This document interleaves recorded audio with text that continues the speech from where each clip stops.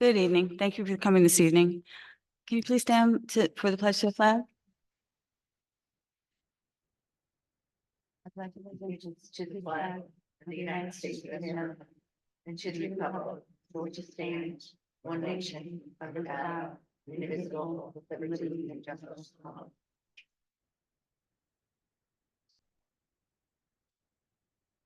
Good evening. Thank you for coming. Okay, first on the agenda, we have, thank you. The approval of minutes. Motion approving the minutes of April 24, 2024, minutes of the regular meeting of the town board. So moved. Thank you. All in favor?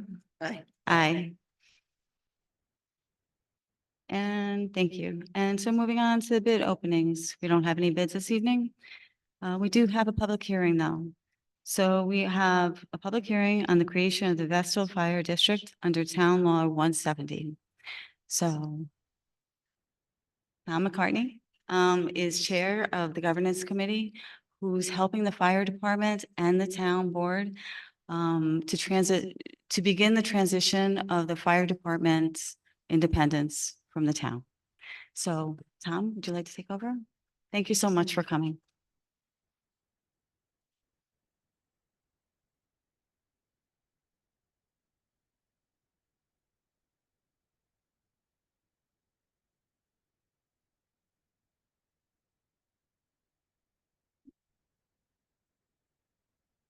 Five, keyboard. Let me do that. Okay, well, good. All right, good evening. I'm Tom McCartney. I'm the chair of the governance committee appointed by the town board, representing the Vestal Fire Department tonight. I'd like to also introduce my governance committee, Dave Harrington, Mike Vikowski, Art Tomko, Ron Burke. All members of the governance committee and appointed by the town board. Also here tonight, we have the fire chiefs and the president of the fire department, Chief Paffey, along with Chief John Paffey, and then Assistant Chief Chuck Paffey.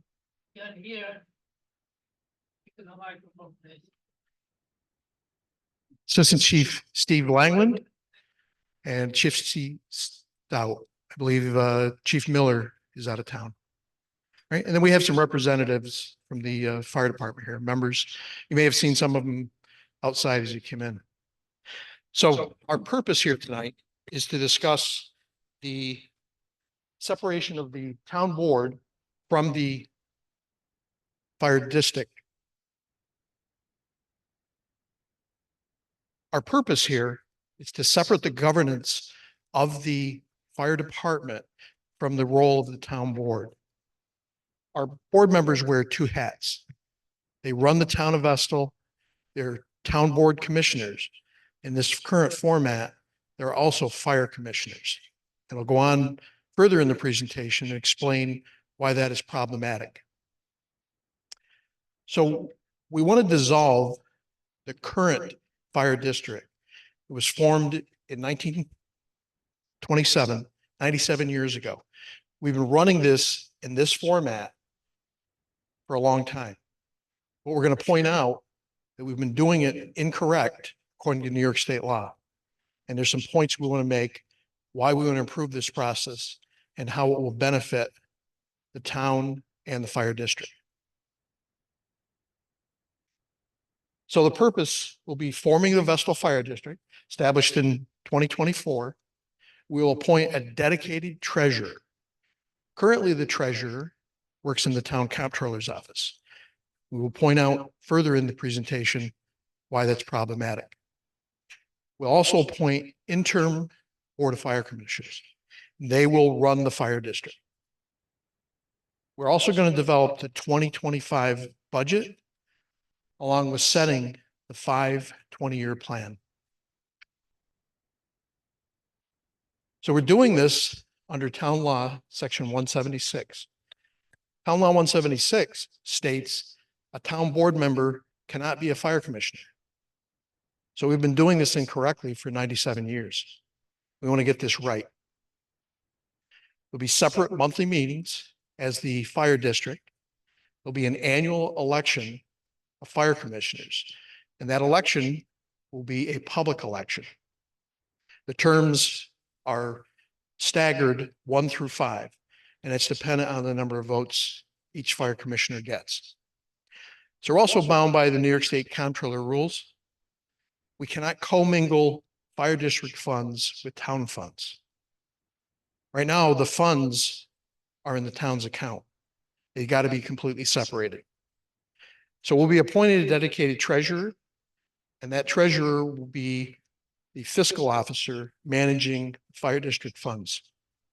And we're accountable by an annual report to the New York State Comptroller. The book that we have to follow, the rules and guidance for the New York State Comptroller, is about that thick. Very dedicated and strict rules how you manage fire district funds. So our 5-year, 20-year plan for fiscal prudence will require a supermajority, 4/5 vote, to make any changes to it. In this plan, the way we've been working it and developing it, we're going to end bonding. And the bonding is the borrowing of money where you pay interest, just like you would if you had a mortgage for your home. This is intended for the purchase of capital equipment and fire apparatus. So what we're looking at is the purchase solely from our capital reserve, and our target is in 2027, we will no longer bond anything. That looks like a $6 million savings to the taxpayer. I consider that very serious fiscal prudence. So the current fire district budget will come out from under the town. That will free up town funds under the 2% tax cap. Fire district will become its own separate budget on the tax bill, and the fire district budget will have nothing to do with the town. Once this is set up properly, the fire district becomes an individual government entity in town. It's a separate political subdivision.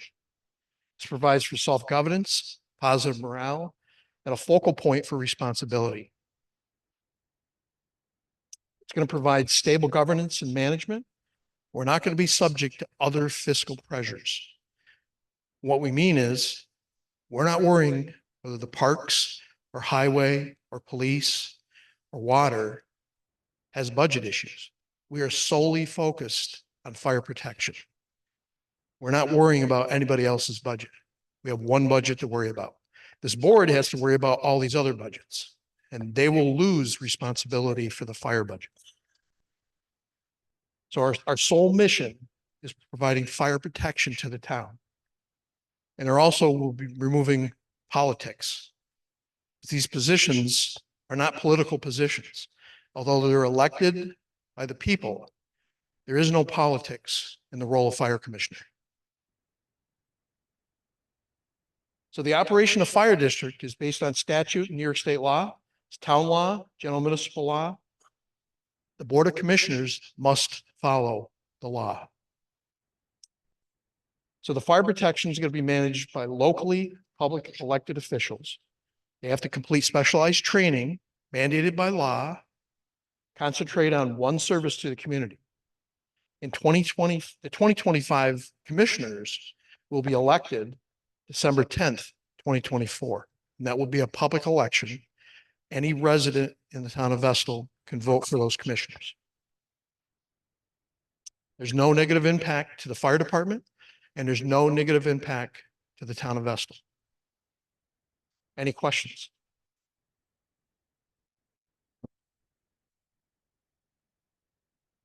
No microphone.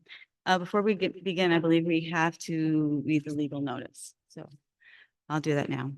Notice is hereby given that a public hearing will be held on May 8th, 2024 at 6 p.m. That would be 10 this evening. On the creation of the Vestal Fire District under Town Law 170.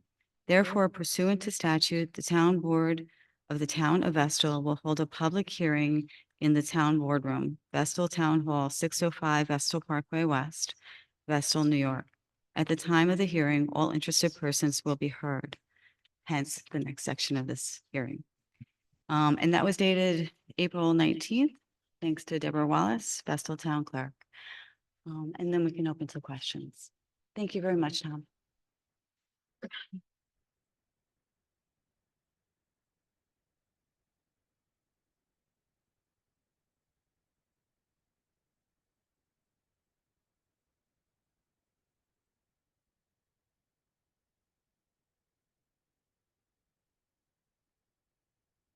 Yeah. We're gonna have to ask, if possible, for people to step up to the microphone or get the microphone to you, only because it is on videotape and I know there's a general request that they would like to hear what the questions that are being asked. Okay, it's saying that basically from here on in, the fire department would have a different budget.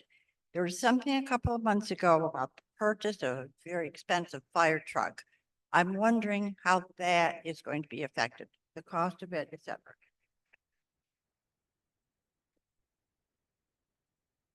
Nothing changed from the process we did last fall for the referendum for the purchase of the new Tower One.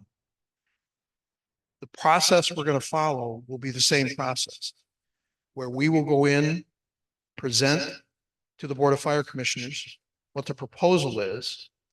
We will go out and get a competitive bid by New York State law. We'll present that to the taxpayers. There will be a public vote to authorize the spending of money, just as we did last year. Well, same rules apply. Nothing changes. It's the same as it has been. Prior purchase. Is the prior purchase of a fire truck still in play, or is that out in, further purchase?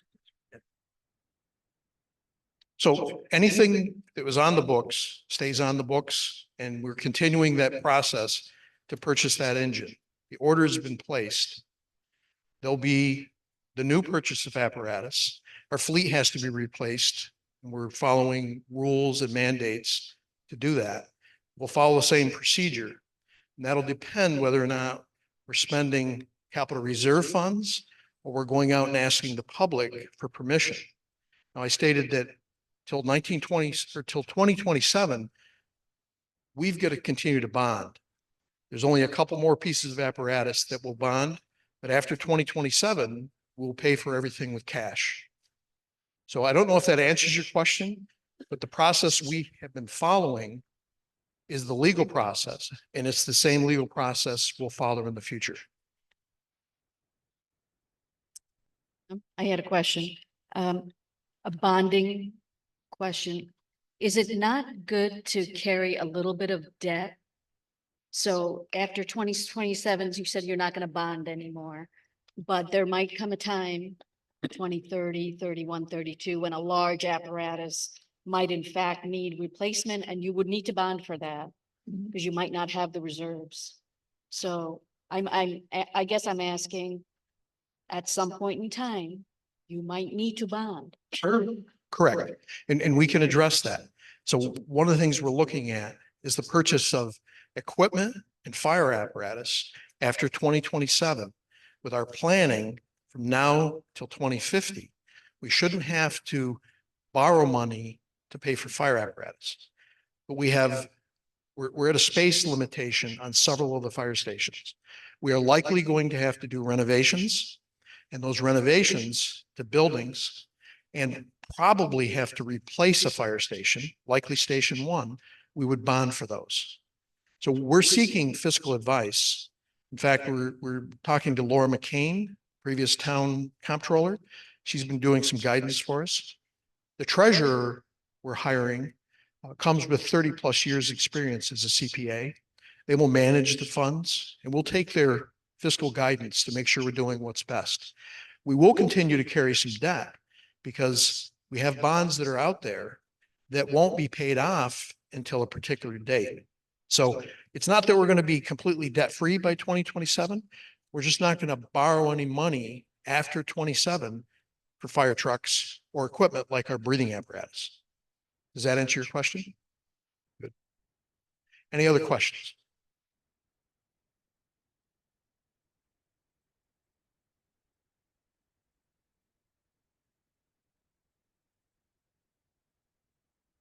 Please state your name and And town of residence. my name is Ann Catchmar and I'm a Vestal resident.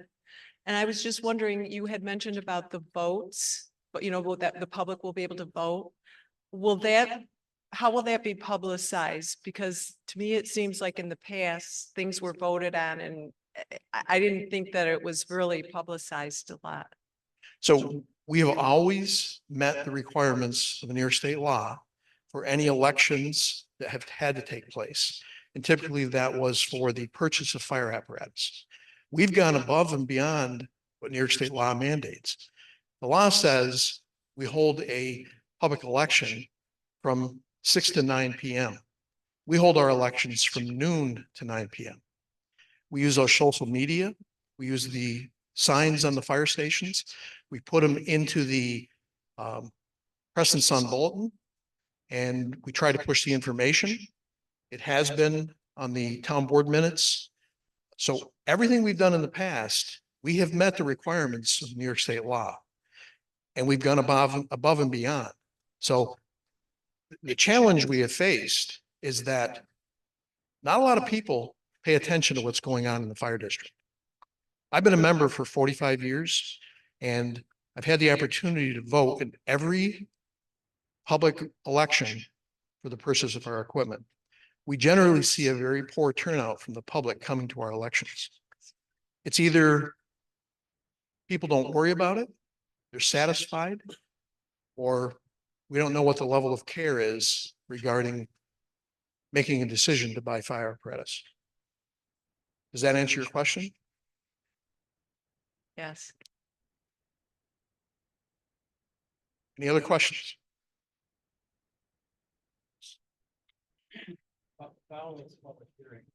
Dan. Following the public hearing, the board is going to be asked to make 4 determinations. And I wonder if you could inform the board before they make those determinations. At which point we're going to adopt a resolution, not tonight, but at the next meeting. Okay. So if you could address these couple of questions. What? Mr. Philippe, you're tough. Number one, will all the properties and property owners located within the proposed fire district benefit by its creation? Next, are the properties and property owners who will benefit from the creation of a fire district to be included in it? And then, is it in the public interest to form this fire district? So the answer is yes to all of those. All right, thank you. Any other questions? Yes, sir. Microphone, please.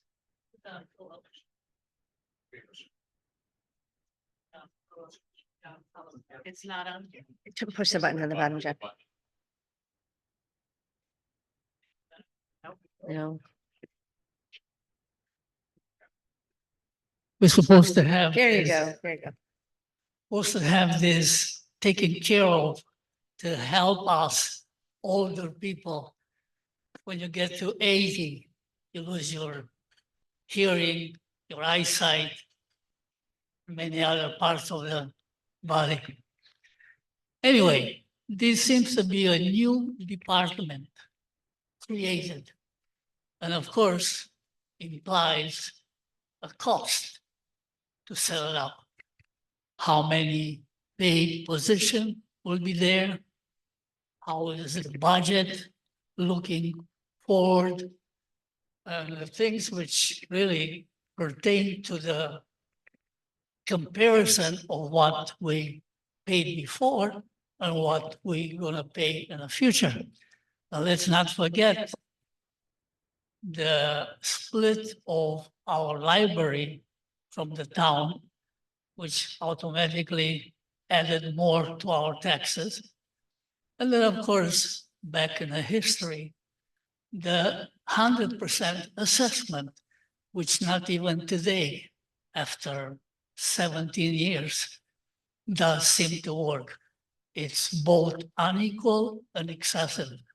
And this has to be petitioned to the state to change to reality because it's not moving forward.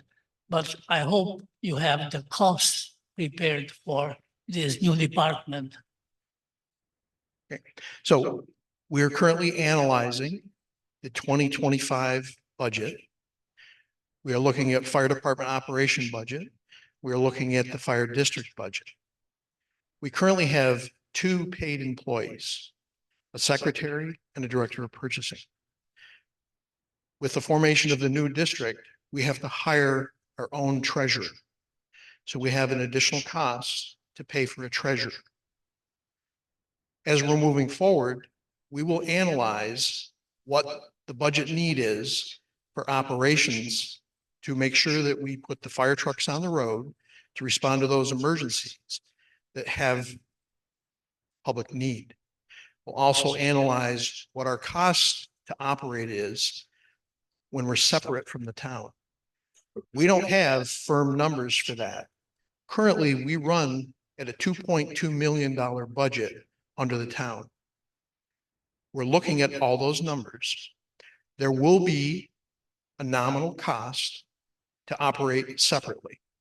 We're working out things such as snow plowing agreements with the town, and we'll have to pay the town highway department to plow our driveways, things like that. We're analyzing it. I'm a taxpayer in this town just like you are. We're being very fiscally prudent.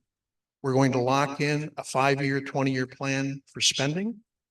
We've got a target to make sure that we stop borrowing money by 2027, saving the taxpayers $6 million over the period of time.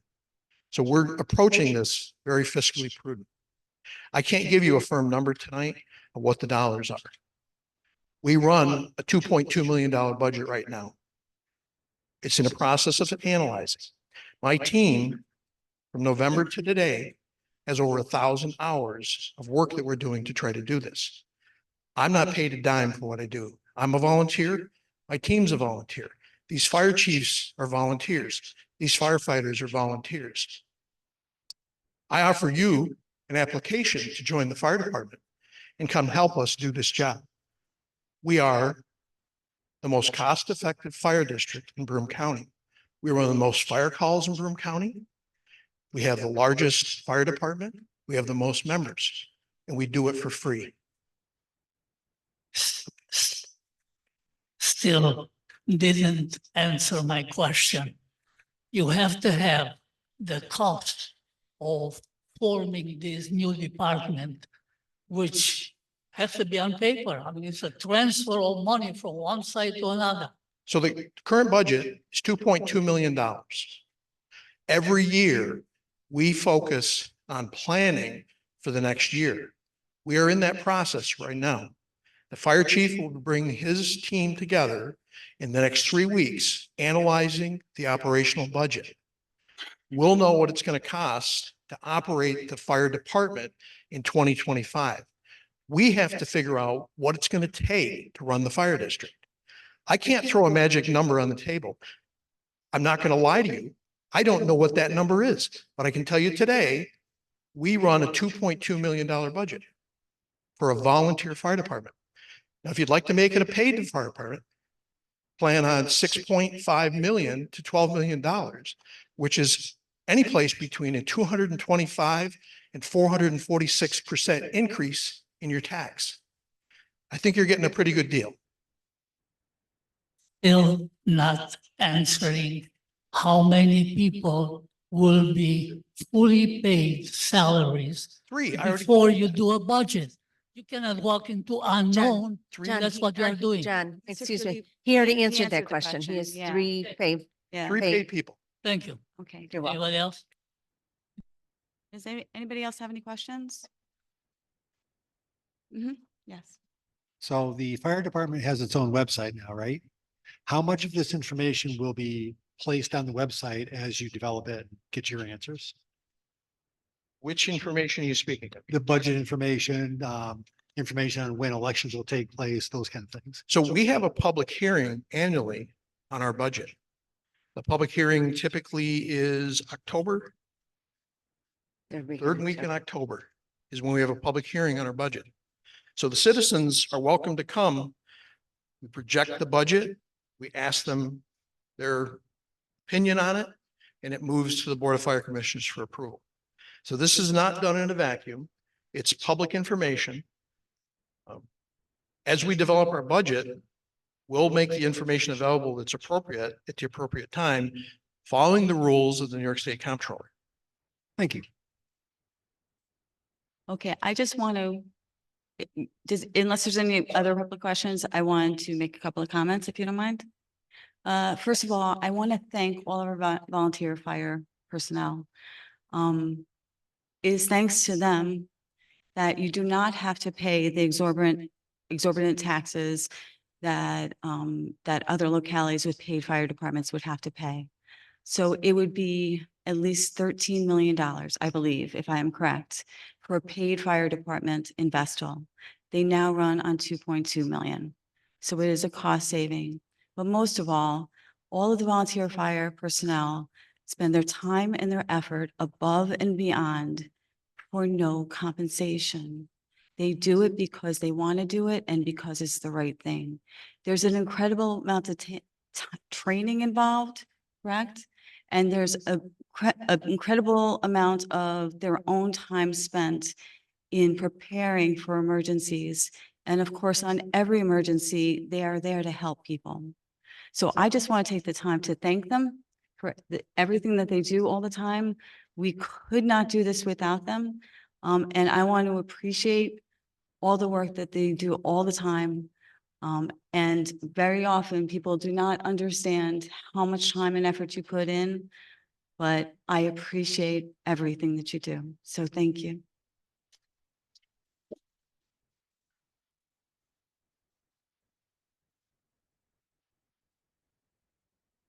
So thank you. If there's no other questions, I would just want to, we're going to close the public hearing and we're going to note the time as 18:30. Thank you very much for coming. Really appreciate all of your service. Once again, we really appreciate everything that you do all the time. And we're going to move on to the regular meeting now. And yeah. Yeah, that's a new business, yeah. But thank you. Please remind me then. Thank you for coming. Okay, and I also want to announce that there will be another public hearing, and that will be this coming Monday at 6 p.m., May 13th, for proposed local law B of the year 2024 entitled Local Law Placing a Temporary Moratorium on Approvals Regarding Solar Array Farms. So this is Monday, 6 p.m., and it will be here. Okay, and then we're gonna move on to supervisor updates. I just want to touch on a few things. Number one. Let me go to my notes.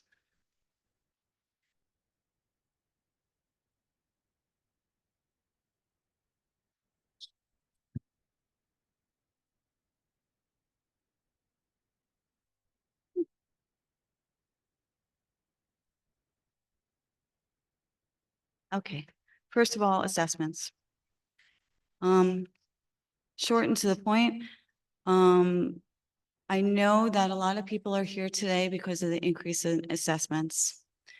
The town board did not vote on or advocate the increase in assessments. It was done independently of the board. The board was never officially notified of any increase in assessments. And I can say personally that I was involved in meetings and did not hear of it before everybody became aware. I'm sure we will be discussing it further later on, but I just wanted to touch on that. But I want to move on to some good things. SRO update. There is an agreement between to the Vestal School District and Vestal Town Board and Vestal Town. There will be 5 full-duty active police officers, Vestal police officers, as SROs in the schools this coming year. We've also made an agreement that when the school can afford to, they can't this year, but when they can afford to expand to 6, there will be 6 full-duty SRO officers on duty in the schools. So as they can accommodate, we will too. That agreement has been made and will continue forward. And the next topic, solar moratorium and solar farms. We just, in the solar forum. So this Monday, we're going to have a hearing on the solar moratorium. It's been discussed a lot and we'll welcome questions at the end if people come with questions still. But the hearing will be entirely devoted to the question of the solar moratorium. So that we will do on Monday. So we would like to defer as much as to Monday as possible because we're going to have a full discussion with question period at that time. And so we'll move on to some other good news. So on Friday, one question, I did it wrong, sorry. So because there are a lot of resident questions and a lot of questions that our own personnel, our own board members, our committee members who are working incredibly hard have about the particulars about solar, hence the moratorium until we become more prepared. We are going to set up, if we can get people to volunteer. So we're asking for volunteers to be part of a solar committee to help us in this year of this moratorium to fact find, to review the solar law, and to prepare responsibly and conscientiously for solar projects to come into Vestal. So I know a lot of residents are concerned. There are a lot of questions that are unanswered, both for ourselves and for our residents. So if people are willing to volunteer, we hope that you will help us in this effort to do this correctly. Because when you bring solar or any new developed type of thing into Vestal, we want to do it thoughtfully, responsibly, and most importantly, knowledgeably. So we want to prepare well. If we can get volunteers to do it, we would love your help in that effort. So please let us know. You can email me direct, msexton@vestalny.com. It's right on the website. Thank you. And then we're going to move on to something good. Again, this Friday, right here at the town hall, from 2 p.m. until 7 p.m., Vestal is holding its first, I believe, job fair. So a lot of our departments, as is typical of a lot of localities these days, we really need a lot of personnel. And so we have a lot of departments that will be present on this coming Friday. The positions that are open are in highway, water and sewer. There's a business office position, there's an IT position, and we're looking to hire a deputy town engineer as well. Our town engineer is amazing, but he wants to train somebody so that when eventually, hopefully not anytime soon, so that that person is well prepared to continue on in his life work and he can retire knowing that Vestal is taken care of. So please, I hope that people come and tell people about it Monday, 6 p.m. right here at the town hall. And those information about the jobs is, I believe, on the website at this point. It's gone out to the press. We hope that you'll tell family and friends, and we welcome all applicants. Thank you. So we're going to move on to the next section, which is, okay, the privilege of the floor. Now, this is the first public section for speaking. It is for the agenda only. If you have questions or comments on anything that's not on the agenda, there will be a section at the end where we welcome you to come forward at that time. But for agenda items only, once again, the reminders, please keep your questions and or comments to 3 minutes. We have a little reminder clock. It's just meant to remind you so that you can say everything that you want to say within time frame. And also, we ask that you be respectful to everybody in the room. And that you, once again, as we said before, if you could wait for the microphone for your question or comment, we really appreciate it. Because our biggest request from people who watch the videos but can't be present is simply they want to hear the questions because they don't understand the answers if they don't understand what has been asked. So please come up and literally get on record so that everybody can understand what you would like to say. So does anybody have any questions or comments on anything on the agenda this evening? Before we start. Please know too that you need to state your name for the record. Vestal residents only. And comments and questions must be addressed to the board, not to the public at large. Thank you, sir. Okay, does anybody have any questions or comments on anything on the agenda? Mhm.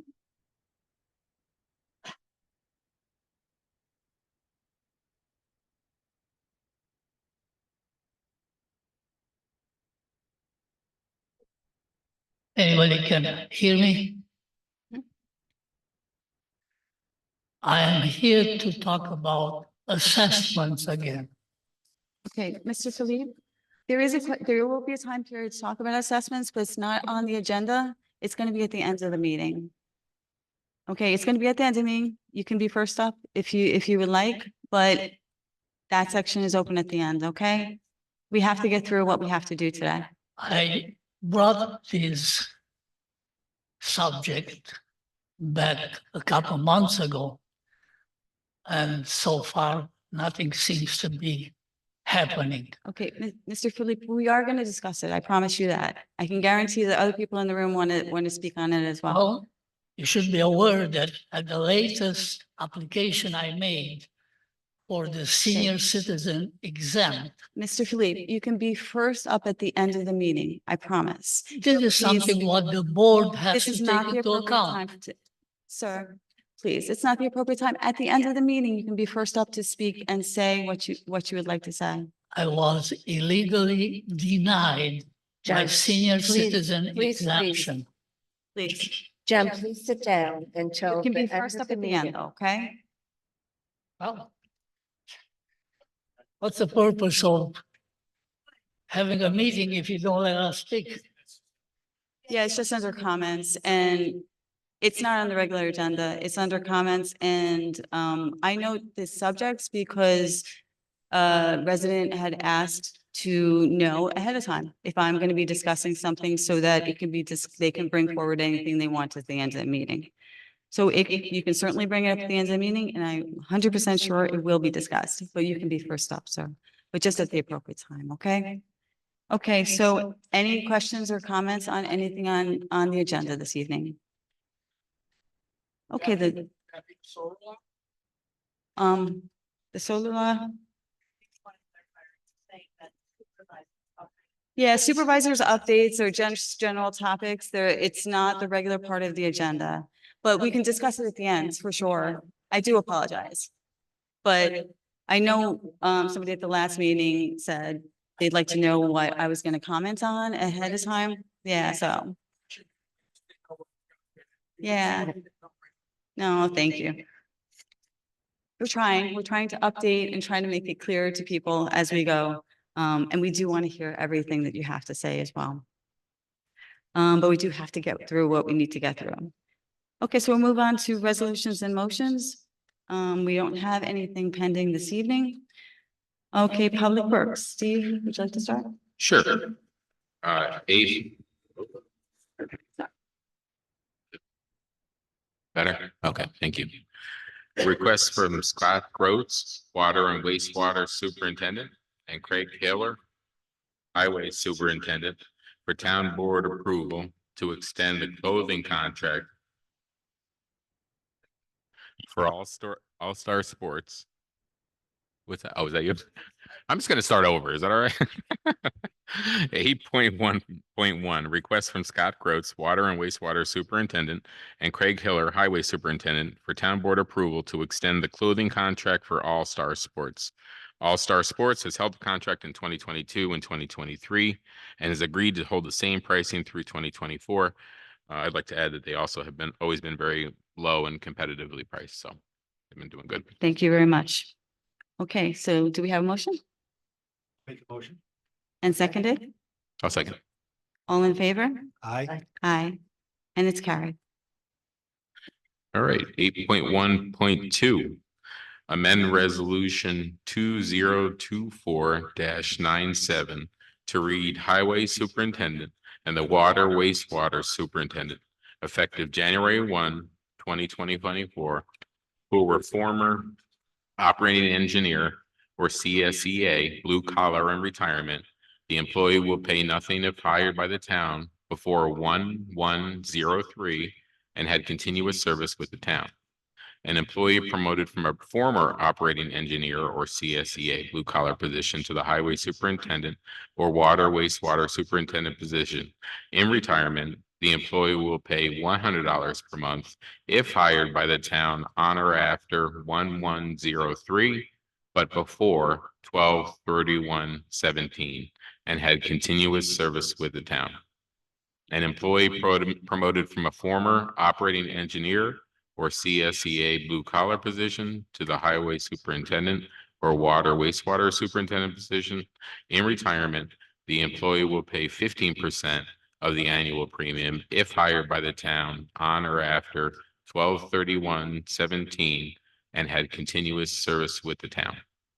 Okay, thank you. And just to clarify, this is just a correction on the wording on something that we voted on the last meeting, correct, Steve? Correct. Yeah, so basically we voted on it. Essentially, it's our directors, our highway superintendent and director of water and sewer both had to lose some benefits when they got promoted. And they would actually have to demote themselves and serve in that demoted position to retain full health insurance in retirement that they were entitled to when they worked in that department. And so it was really just a correction of a wrong that was done. So that way they retire with the benefits that they were entitled to as an employee, and their employees are entitled to as well. So we just made it fair. That's all. And the wording was incorrect in the last one. So we did the last time and we did it hopefully correctly this time. So I'll make that motion Thank to you. amend. I'll and second. seconded. I'll second. Thank you. And all in favor? Aye. Aye, Aye. and it's carried. And finance, Sue? Request from Nicholas Angeline, Town Comptroller, for Town Board approval to close the 2021 Salt Shed Capital Project and transfer unexpended funds to General Fund Debt Reserve. Okay, thank you. And motion? So moved. Seconded? Thank you. All in favor? Aye. Aye. And it's carried. Request to pay $410 for Greater Binghamton Chamber of Commerce annual membership dues for 2024. Thank you. And motion? Motion. Seconded? Seconded. Thank you. All in favor? Aye. Aye. Aye. Aye, and it's carried. Request from Jessica Farley, Deputy Comptroller, for approval of a budget amendment to transfer $6,000 from main replacement line W 8340-3000 to vehicle maintenance line W 8310-4040 to cover unexpected vehicle repairs. Okay, thanks. And just a clarification, that is a transfer just within the water and sewer budget because of unexpected repairs. So Right. they're just moving it around, but it's the same budget, correct? Right. Thank you. So I'll all make in, that motion. thank you. Second. And thank you. And all in favor? Aye. Aye. Aye, and it's carried.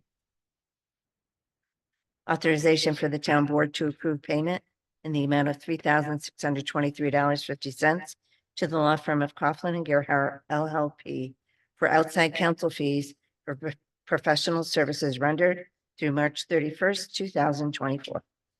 Okay, thank you. And Dan, you looked into both of these bills that are pending and they're both verified, needed and. Right? Recommend paying bills. Thank you. For ongoing litigation, correct? We're litigating. Well, cases litigation. with Mhm. outside counsel. So I'll Thank you. make that motion. Thank you. I'll And second. And all in favor? Aye. Aye. And it's carried. Authorization for the town board to approve payment in the amount of $3,102.38 to the law firm of Hancock Estabrook LLP for outside counsel fees for legal services rendered through March 31, 2024. Thank you. And motion? I'll make the motion. Thank you. And seconded? I'll second. Thanks. All in favor? Aye. Aye, and it's carried. Okay, and personnel, Steve? Sure. 10.1.1, request for the town board to renew the agreement for cemetery upkeep, which includes mowing, cutting, and trimming with Matthew Husband. Mr. Husband will be paid $3,974 for his services at the Bun Hill, Vestal Center, Lower Tracy Creek, Rounds, Crum Road, and Vestal Road cemeteries during the year 2024. Okay, thank you. Motion So I'll make that motion. and seconded? I'll second. All in favor? Aye. Aye, and it's carried. Okay, Glenn, planning and zoning?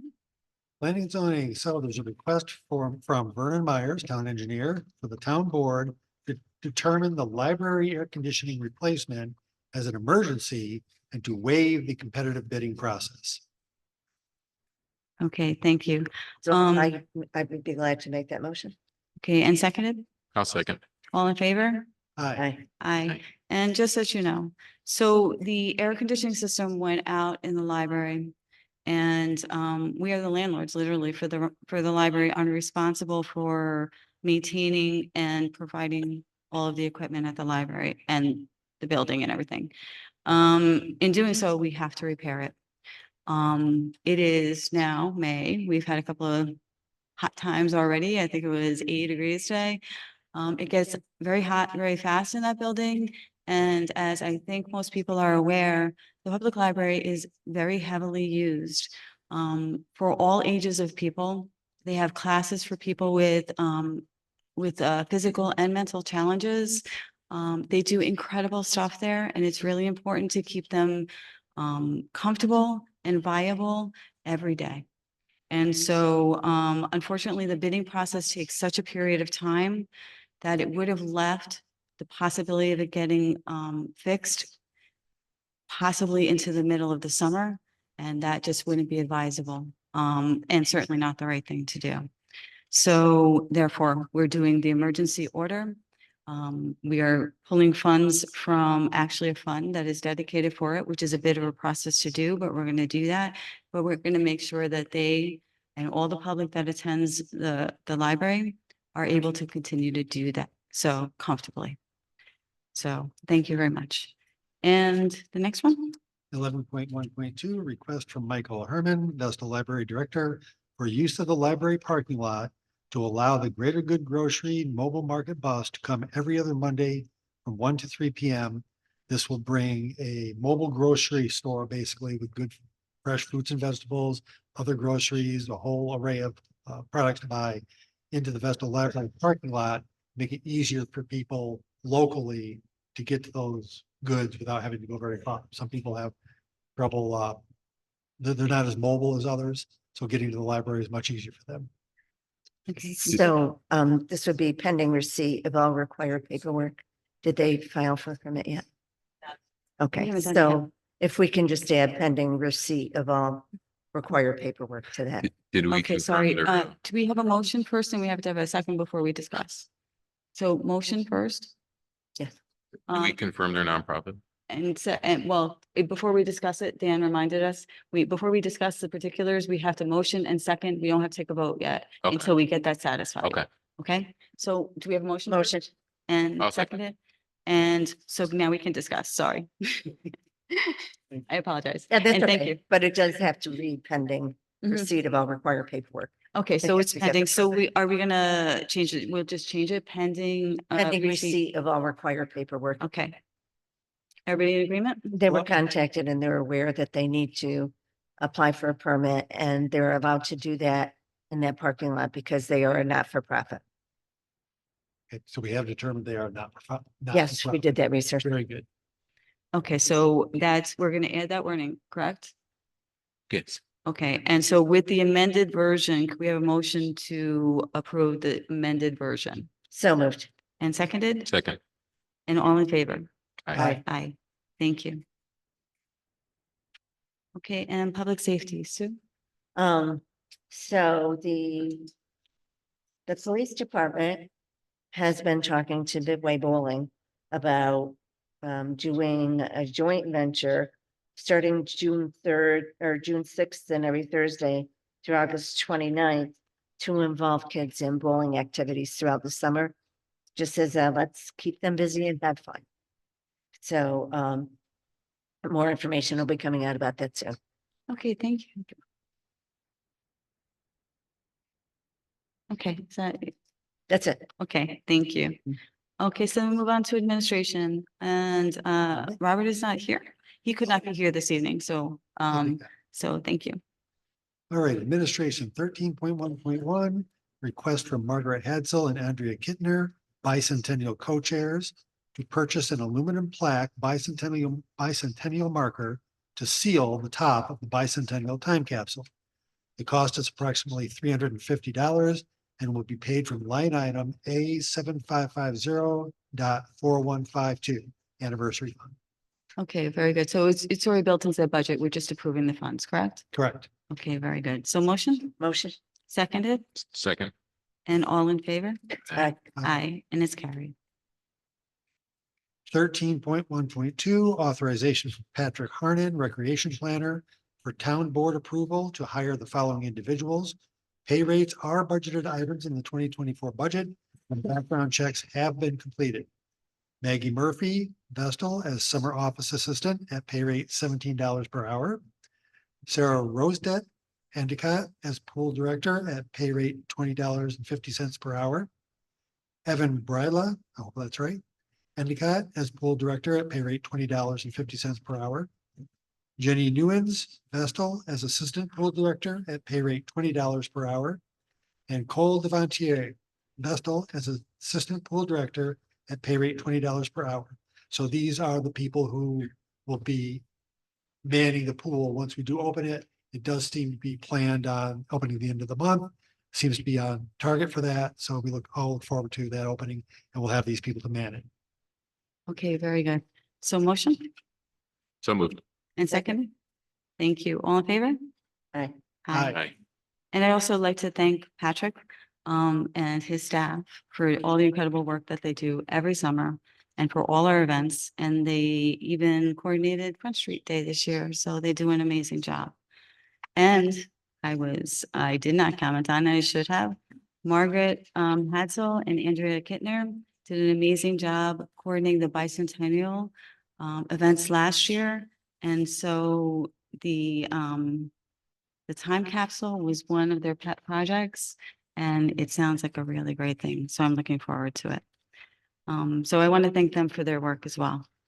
And we move on. So 13.1.3, request from Sharice Weisner Rosales, museum director, for the town board to approve accepting a donation of $1,000 from the Broome County Art Council to the Vestal Museum for the 2024 Second Saturday Music Series.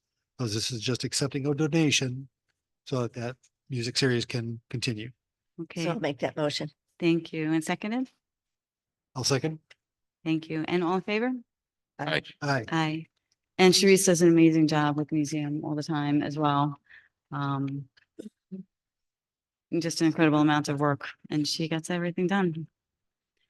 Okay, receive and file. Sue, did you want to read it or would you like? to? Receive and file warrants 2024, 17, 17B, 17C, 17X, and 18, all related to weekly, monthly warrants and insurances. Change of tenant, 1500 Vestal Parkway East, Broome County Tax Map 157.16-1-2. Town Clerk Report for April. 239 submission, Town of Union. Thank you. And so literally received and accepted and filed. And file. Yes. And petitions and protests, we don't have anything pending. Old business, we don't have anything pending. New business, we have two things. The first being authorization to hire Deborah Panachek as the Director of Human Resources effective May 13th, 2024. The position is part-time, 20 hours per week with a starting rate of pay of $30,000. This will be contingent upon the completion of all pre-employment requirements and background check. So, motion I'll make that motion. and seconded, Second. and all in favor? Aye. Aye. Aye. And I want to thank the board and Vinny especially, Vinny did all the legwork to help us with trying to field out the requirements that were needed for the position, as well as other positions. Vinny has been filling in with only our thanks as reward, in addition to his normal duties, while we were absent an HR person. And so now he even helped us to hire a person. So I really want to thank him for stepping up above and beyond when he did not need to, but he really did. And he does it every day, very quietly, but very well. And we're very thankful. So we're trying to relieve some of his responsibilities now. But we do want to thank him for everything that he's done. And we do have a second new motion that is on. And that is.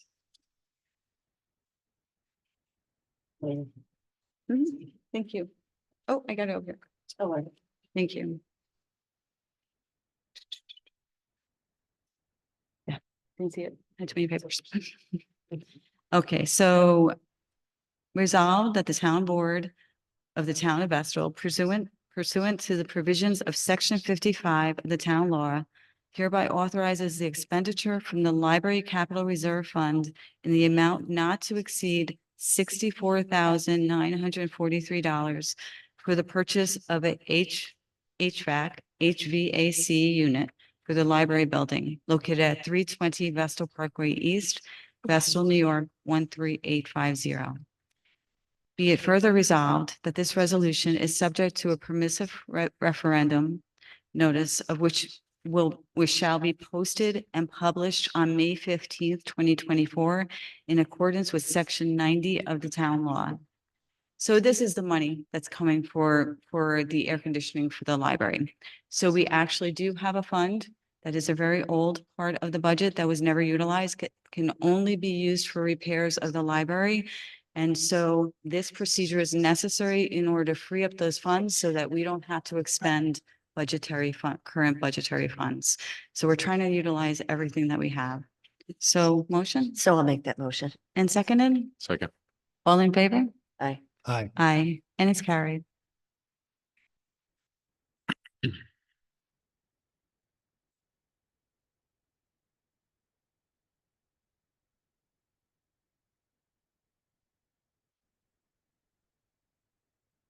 Okay, so now we move on to regular announcements.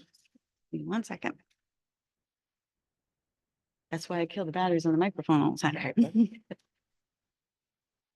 Okay, and once again, thanks to Patrick and his personnel, Front Street Day will be held Saturday, June 1st from 10 to 3.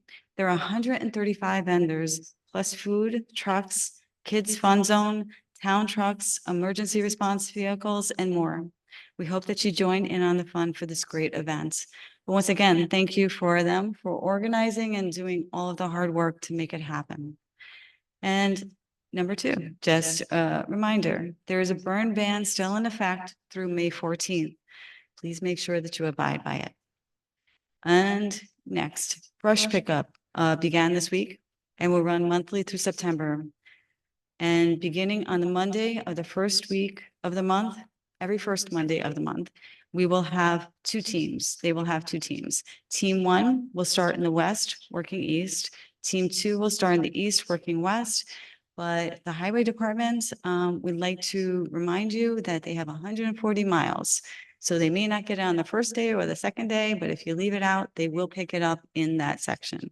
Craig said it normally takes about a week to get everything. And also from the highway department, they do ask though, when you put out your brush, that you please have the brush on the curb or the roadside Sunday night before the first Monday, because they start early, to make sure that your brush is picked up, and they do not come around twice in any given area. So please have it out, or else it's got to wait until the next month.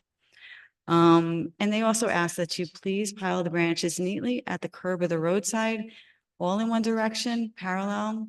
They have a lot of stuff to do. The easier that you make it for them, they would really appreciate it.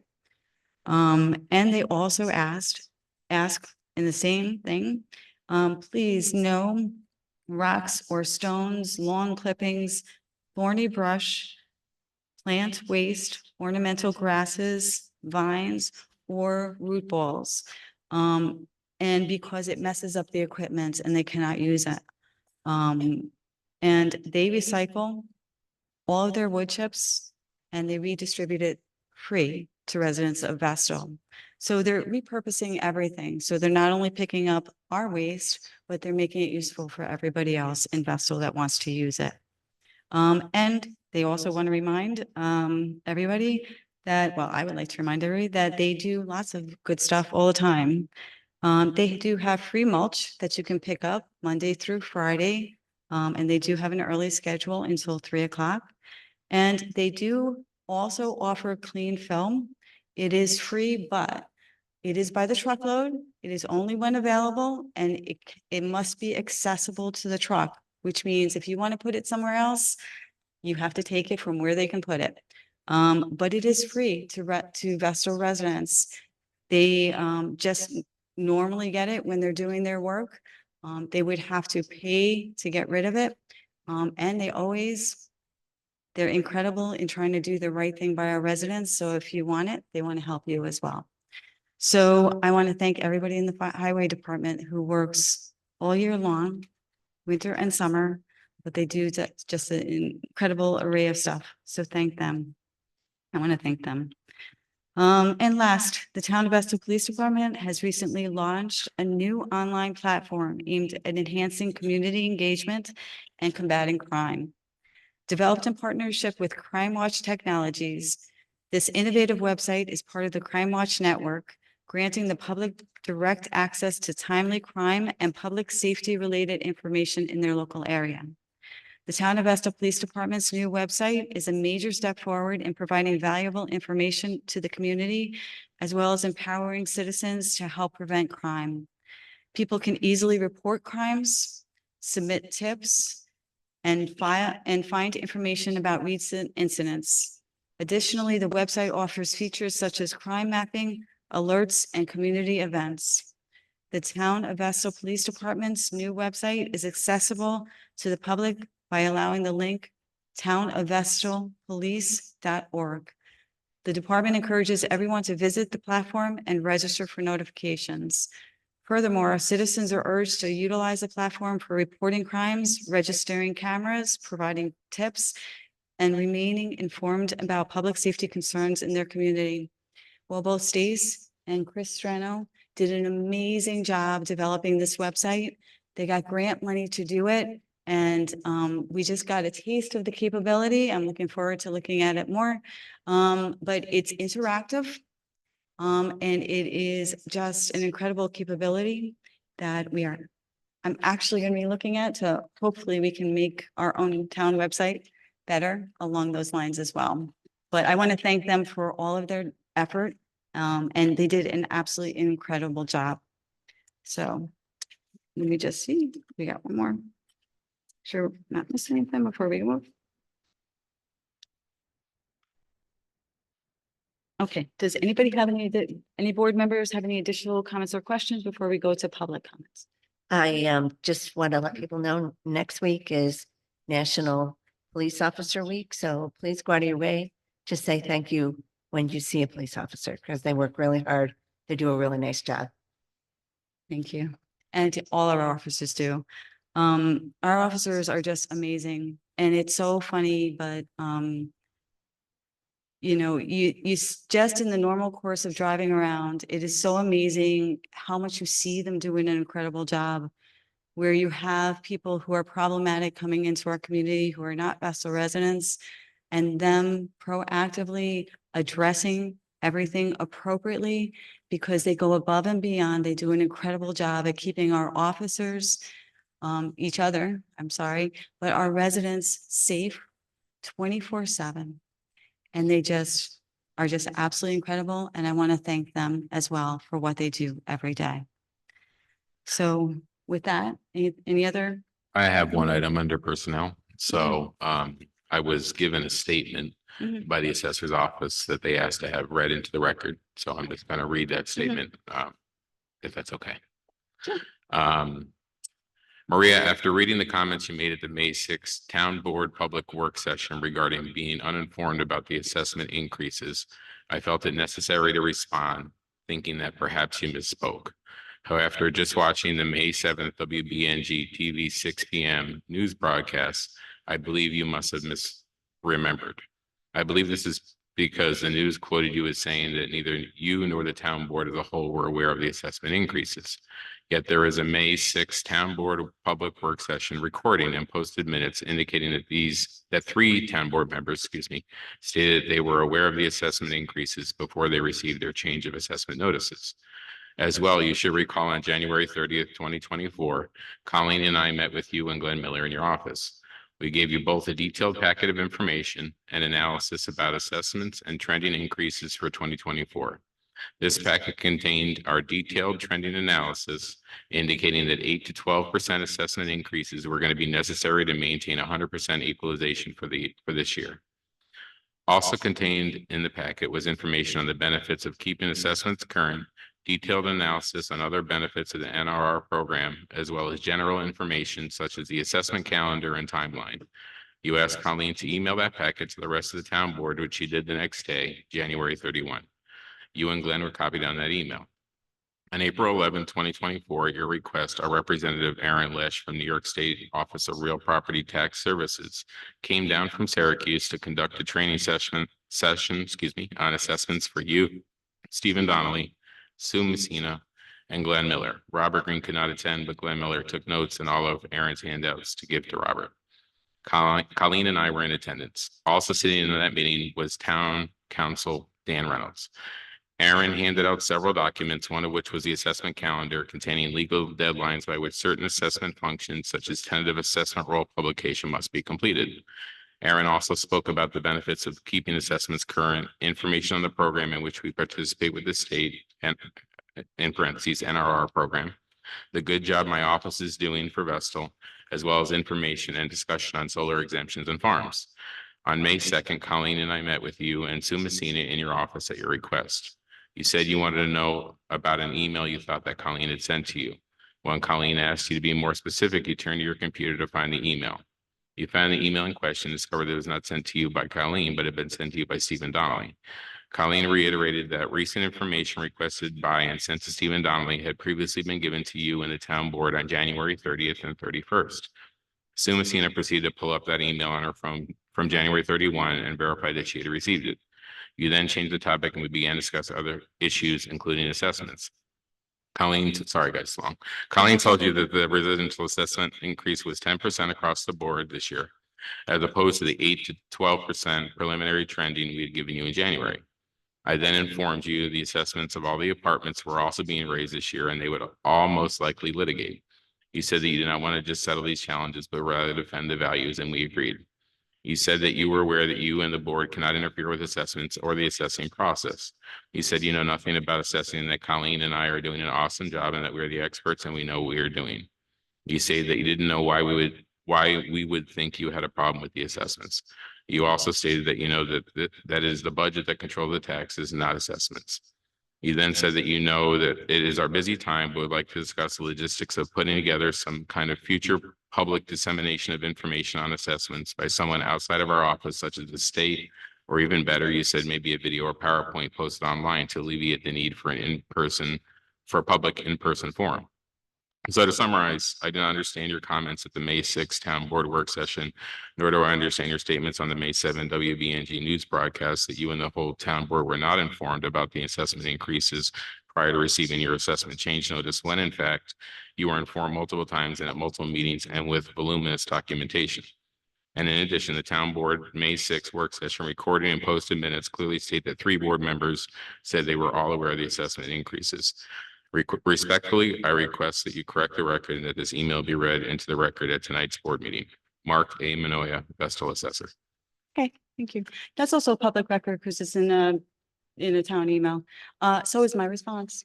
And my response is very clearly, absolutely. I believe he is I do, his qualifications are good. I know that Mark works hard and I praised him for that as well. However, in every conversation that he noted, he left out a lot.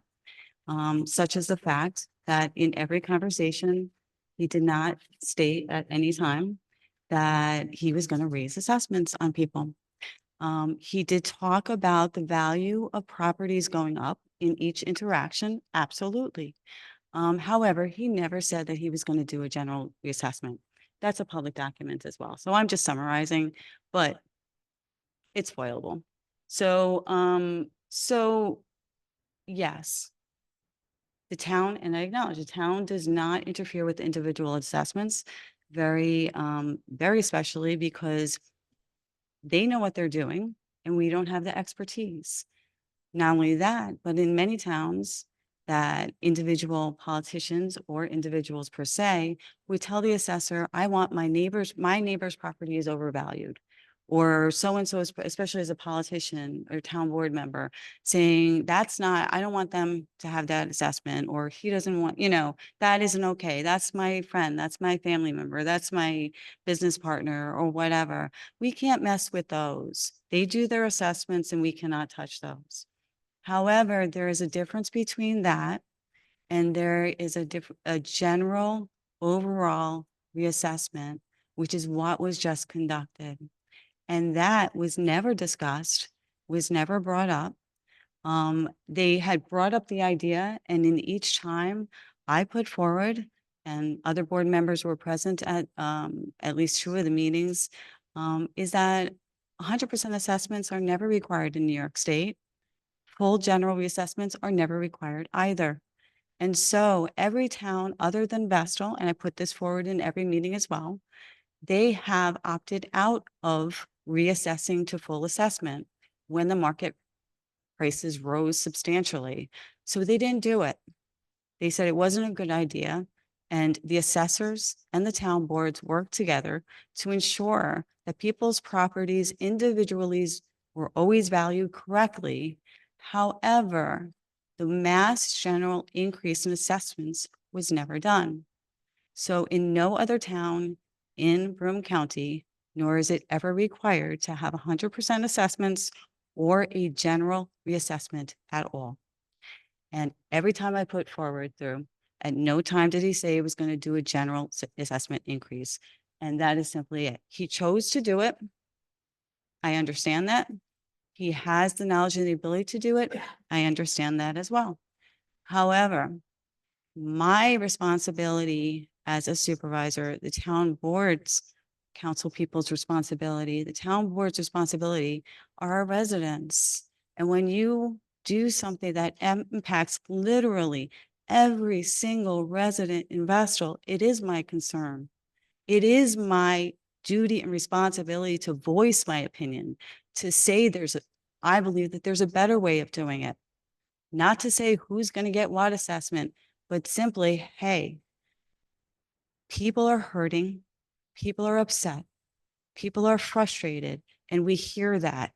And this is what I put forward to Marks. My answer is in public record, is totally foilable. I respect him and I respect Colleen. They're both our assessors, 100%. However, my responsibility is to my residents. That is who I represent. That's who I'm accountable for.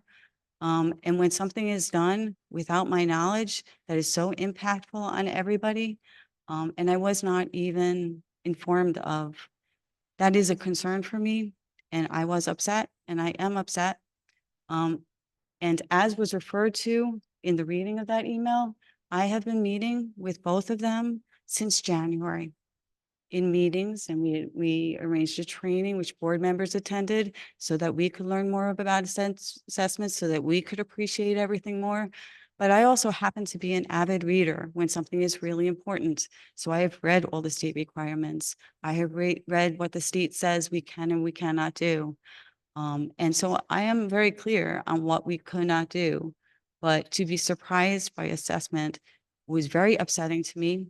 And to have so many residents come to me so upset and so frustrated and so angry that they didn't see it coming after so many assessment raises before. That is my concern. That is my responsibility. And that is my accountability. And I am accountable to everybody, the 30,000 people in Vestal. Man, literally, even children, because everybody is impacted. Now, I'm not going to argue here or there whether it was wrong. I personally believe that that reassessment was not correct. Since you brought it up and since you raised the issue, I do not believe that's the right way of doing it. I put that forward. All I asked for, like, if you decide to do that, then we can argue about who can do what and what the board can do or not. But we weren't even notified. The board as a whole was not notified. And that is my concern. I would just like to say, in actuality, they have said all along that assessments were going to increase and talked specifically about the increase in the market value across not just the state, but across the country, and being concerned that everyone felt like it was going to come down across the country and that it hasn't. But they did say that assessments would increase, and they have said it all along. And I believe the assistant assessor, I wrote down 10% from our meeting on Thursday. So at some point in time, she said it because I couldn't have just made that up. Because my memory's not that good. So I know I wrote that down. I know she said that.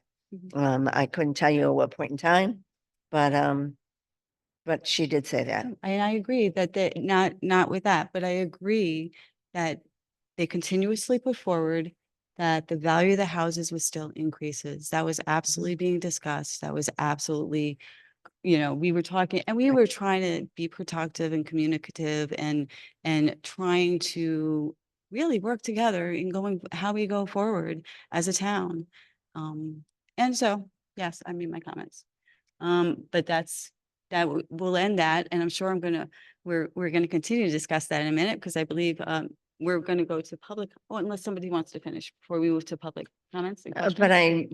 But my point is that it is their job to assess across the community based on the current market values. And it's not just, it's also a matter of supply and demand.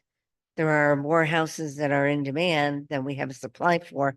That also drives the cost up. So I understand that people are frustrated, but I also maintain that he is doing his job. Yeah. They are both doing their job. It- And I commend them for working so hard. And they did follow suggestions that were given, like putting the videotapes on the website. And people have reached out and said that they have gone through and looked at them. And people have gone down and actually talked to the assessor about what they just received and communicated to me that they were very happy. So I just don't feel like it's okay to be, and this is an employee that's doing, both employees are doing their job. They're doing it well. And so I don't think that they should be battered by the town board for doing their job well. It's not our job. I certainly am not an assessor, nor would I ever go through all that training. But I recognize that they have and they do, and they continually go for retraining. And they have continually indicated that the market's going up. They're surprised it hasn't come down. And they started out with a projection of 8 to 12%. And Colleen did say on Thursday, I know she said it because I wrote it down. And I wouldn't have any ability to just make that number up because I'm not good at that sort of thing. Math is not my forte. So I apologize, but that's the way it is. So I respectfully disagree. I think that they're doing the best they can. No, and I respectfully, disagree with you in terms of 100% assessment. And I absolutely agree that they work hard and they truly believe that that is the right way to go for Vestal. I just disagree with that policy.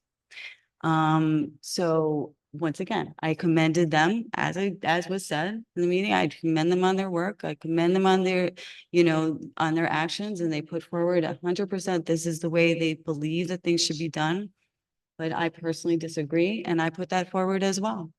And they did talk about market increases, but we don't have to go over that again. But we don't. I But just let's couldn't go- hear what you were saying. Yeah, yeah. So they absolutely discussing that the market prices were still going up, but we talked about alternatives. Anyway, enough for us. But then we'll move on to public comments and questions. And I think Mr. Philippe, is he still here? And Is please he- state your name and Yeah. residence for the record. I did promise him first up. Did he leave? Did he leave? Okay. Oh, I try to keep my promises, so. Yes, ma'am. Can you please just stand up? Yeah. Or we can we can try to get the microphone. Because people watching it, they can't understand what we comment on if they can't hear what you say. Okay, I guess last year there was the same problem with assessments and people protesting. Hey, Over the last. can I have your name, please? Mary Wall, Mary? Mary L. W-A-H-L. Thank you.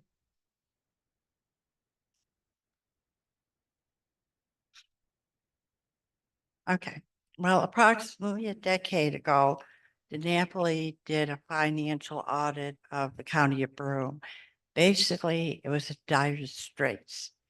10 years later, it's given an A+ Moody's. So through the COVID or wherever, what would be the excuse for Broome County, improving so much? Over the last 4 years, assessments in Vestal have been raised. My personal assessment, 150% over the last 4 years. 4 years ago, it was $96,000. Last week's letter said it was $144,000 over the period of 4 years. I've been told that basically the county of Broome gets the lion's share of Vestal's property taxes. Just to note, in New York City, Letitia James is prosecuting Trump for overvaluing Trump Tower. And he has been fined. So, Okay, can we please keep this to local politics? Because that's okay, going to go to a just whole just different ballgame. We don't want to go there, I don't think. partisanship possibly, and, the same tactic Mhm. regarding the raise and paper of assessments gives more borrowing power, which basically is why Trump did that. So even in terms of believing that my property, more or less went up 150% in 4 years, is that really credible? This area has always been low common area, and the city of Binghamton was more or less alleged to be in 2013 the highest taxed city in the entire nation. In New York State, Broome has the highest poverty rate and the highest tax rate already. So you're going to raise taxes, particularly on the town of Vestal, with regard to, making provisions for, not only the town of Vestal, but possibly with regard to the financial stability of Broome. Well, basically in economics, buying a margin, 1929 stock market, in terms of nominal and real value, that basically if you borrow on debt equity, your bubble is going to burst. That happened with the housing crisis 10 years ago. It happened with student loans, where people are asking for their loans to be forgiven so they can take out loans on houses. Like basically banks are loaning entire value plus closing costs. So we have a hot housing market, Okay, basically based totally. Ma'am, on debt time is up. equity. I'm sorry, time is I up. have to ask you to wrap it Housing up. crisis 10 years ago, you say you learn from history, not so much. Okay, thank you, ma'am.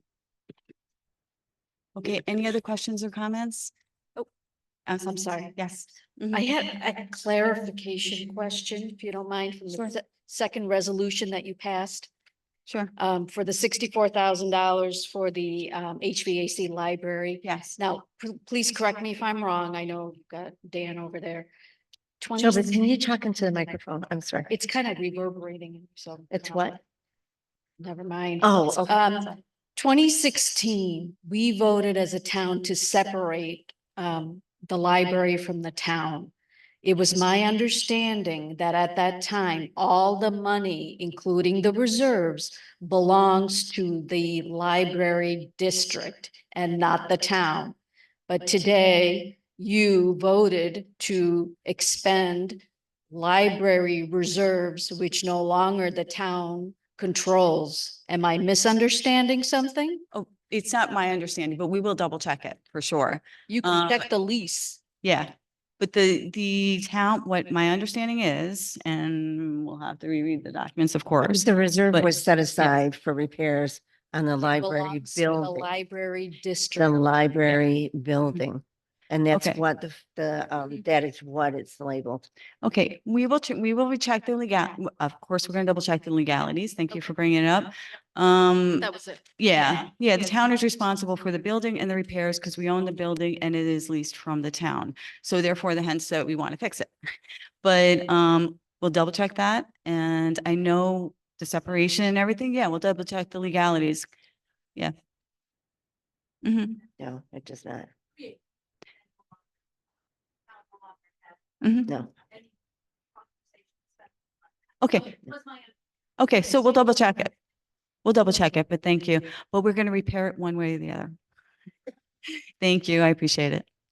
Okay, anybody else? Mhm. No, I won't. Talking to my wife. Brian Harrington, 569 Tracy Creek Road, 588 Tracy Creek Road. I wasn't going to talk about assessments since you guys brought it up. When Maxwell did the reassessment, it was my understanding that the town was supposed to keep it at 100% from that point on. And the idea was they would assess the whole town and then everybody would be raised about the same to keep the prices how they're supposed to be relative to one another.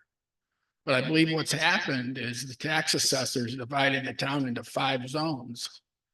And what's happening is down in Ross Corners, you get a few people that sell their house for quite a bit of money, and all of a sudden everybody's property tax goes up in Ross Corners.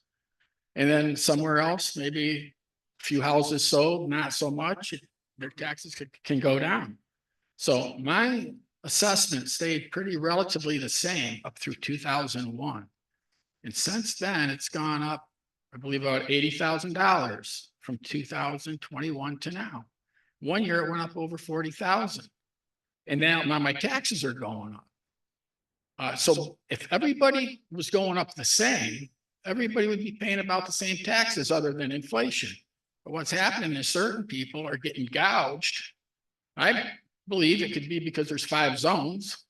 And I believe this lady here the other night talked about, I believe it was you, I'm not sure, about people not paying over 700,000 on the houses. I don't know if that was you, but then why is that happening?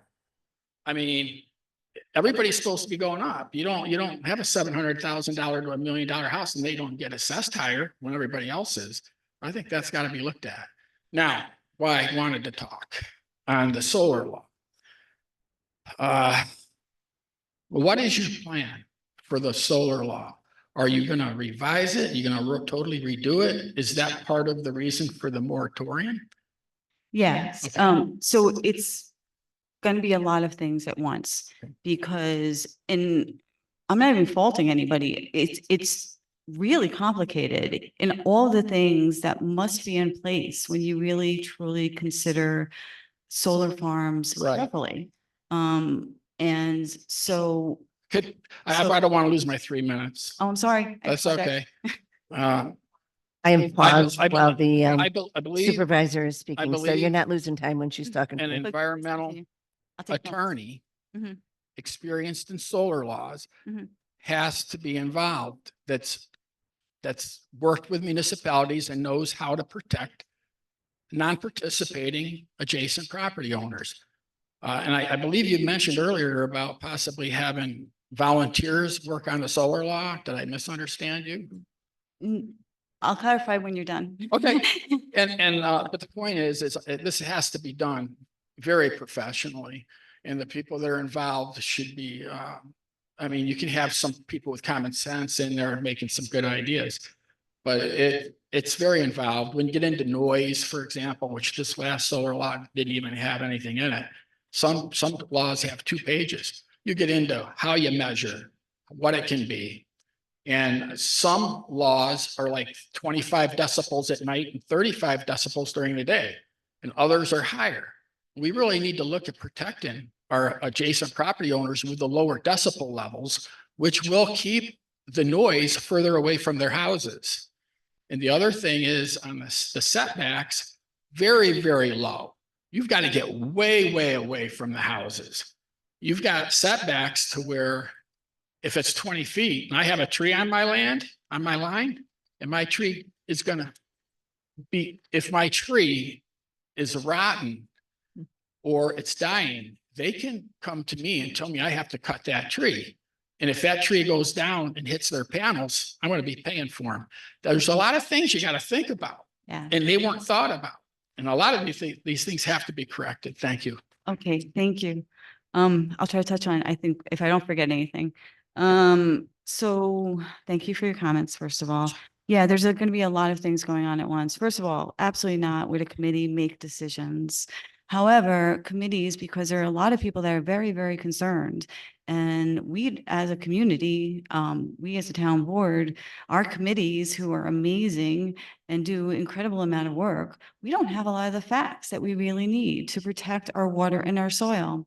I've read the state best practices guidelines, which is like 300 pages long or something close to that. I've read that, and it's got 2 lines on protect your water supply. It's very pro-solar to the point of the facts are not present. And we know that we need to know the facts. It's not that you can't have solar. It's not that solar cannot necessarily be a good and viable thing, but we want to minimize the impact on people. We looked at the solar law. One of the committees was reviewing, and actually voted down recommending the first solar farm. And part of what they were finding is that the solar law does not address some of the things that are very concerning for our residents, our board members, and our committee members, which is the protection of all of the other residents as well. Because landowners' rights absolutely is, something that people are entitled to, but it is a balance between that person's rights and the rights of everybody else in the community, in the area, their neighbors, and the community as a whole.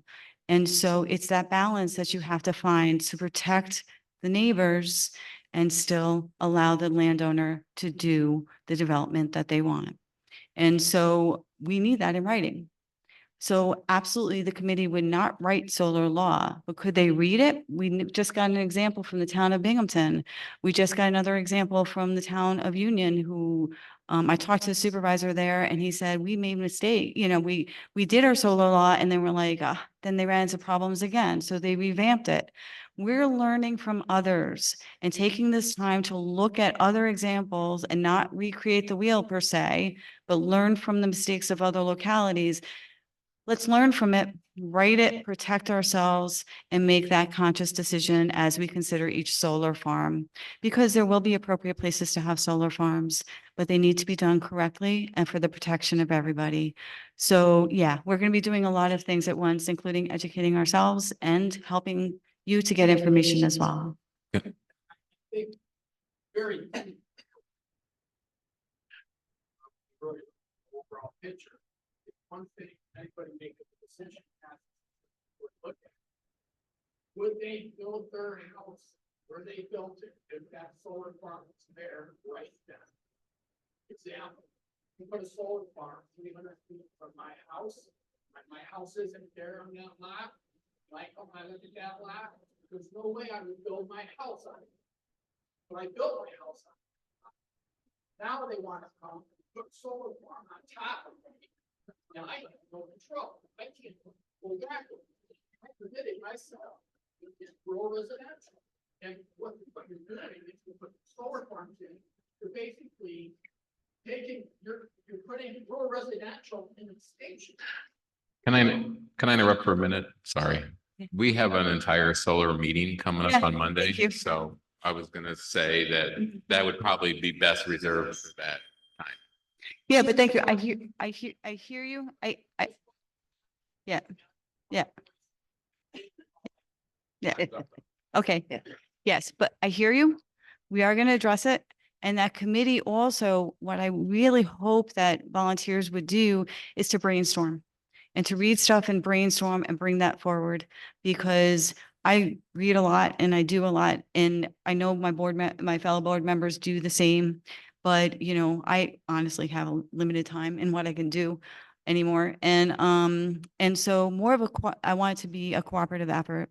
And I want the people who are really concerned to have to help us to find the best possible path forward. Thank you very much for your concerns, but yeah, come back Monday too. So thank you. And ma'am, you've been waiting in the back.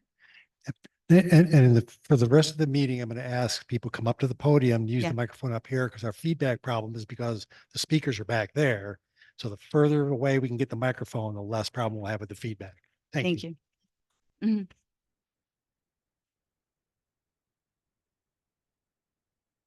Catchmark, Mhm. and I am a Vestal resident.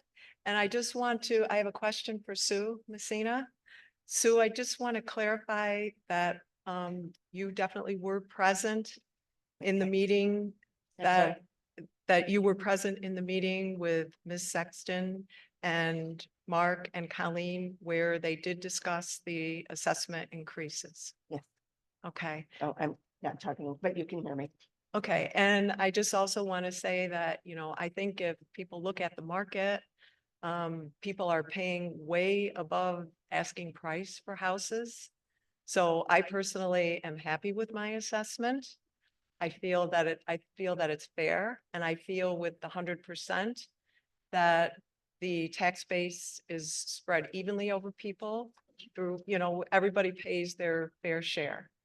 So just. Oh, wanted thank to you. say I that. hear you too. And I respect that as well. And I just think it should be a conversation among people, your voice being heard as well on what that policy should be and how we should do assessments. But thank you. I And I appreciate it. know that I have personally spoken to Mark and Colleen. They're very helpful. They're very willing to work with you. So, I guess I just don't see what the problem is. Thank you. I appreciate your comments and your opinion. Okay, sir. Oops.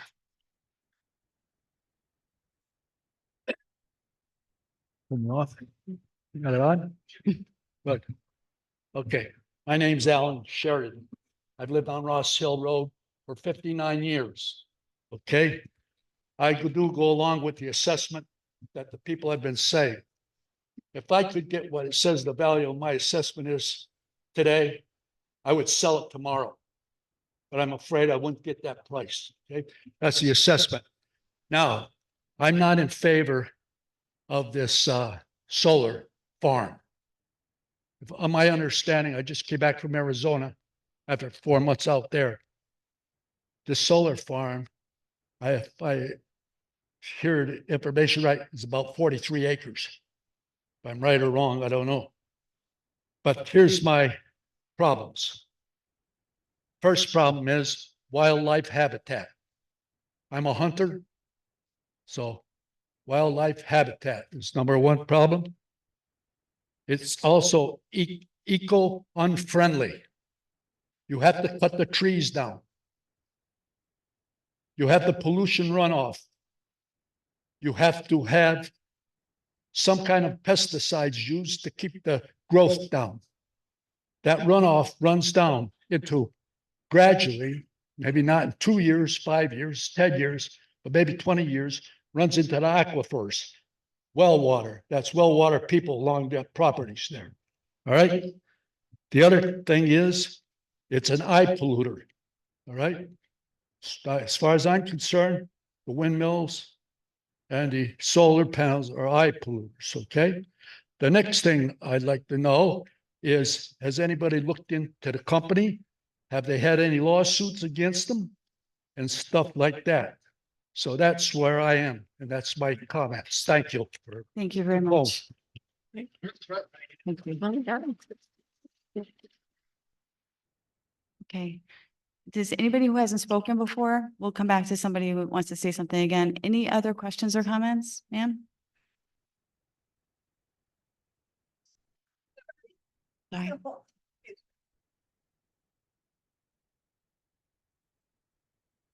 Today I learned some good news about solar in New York.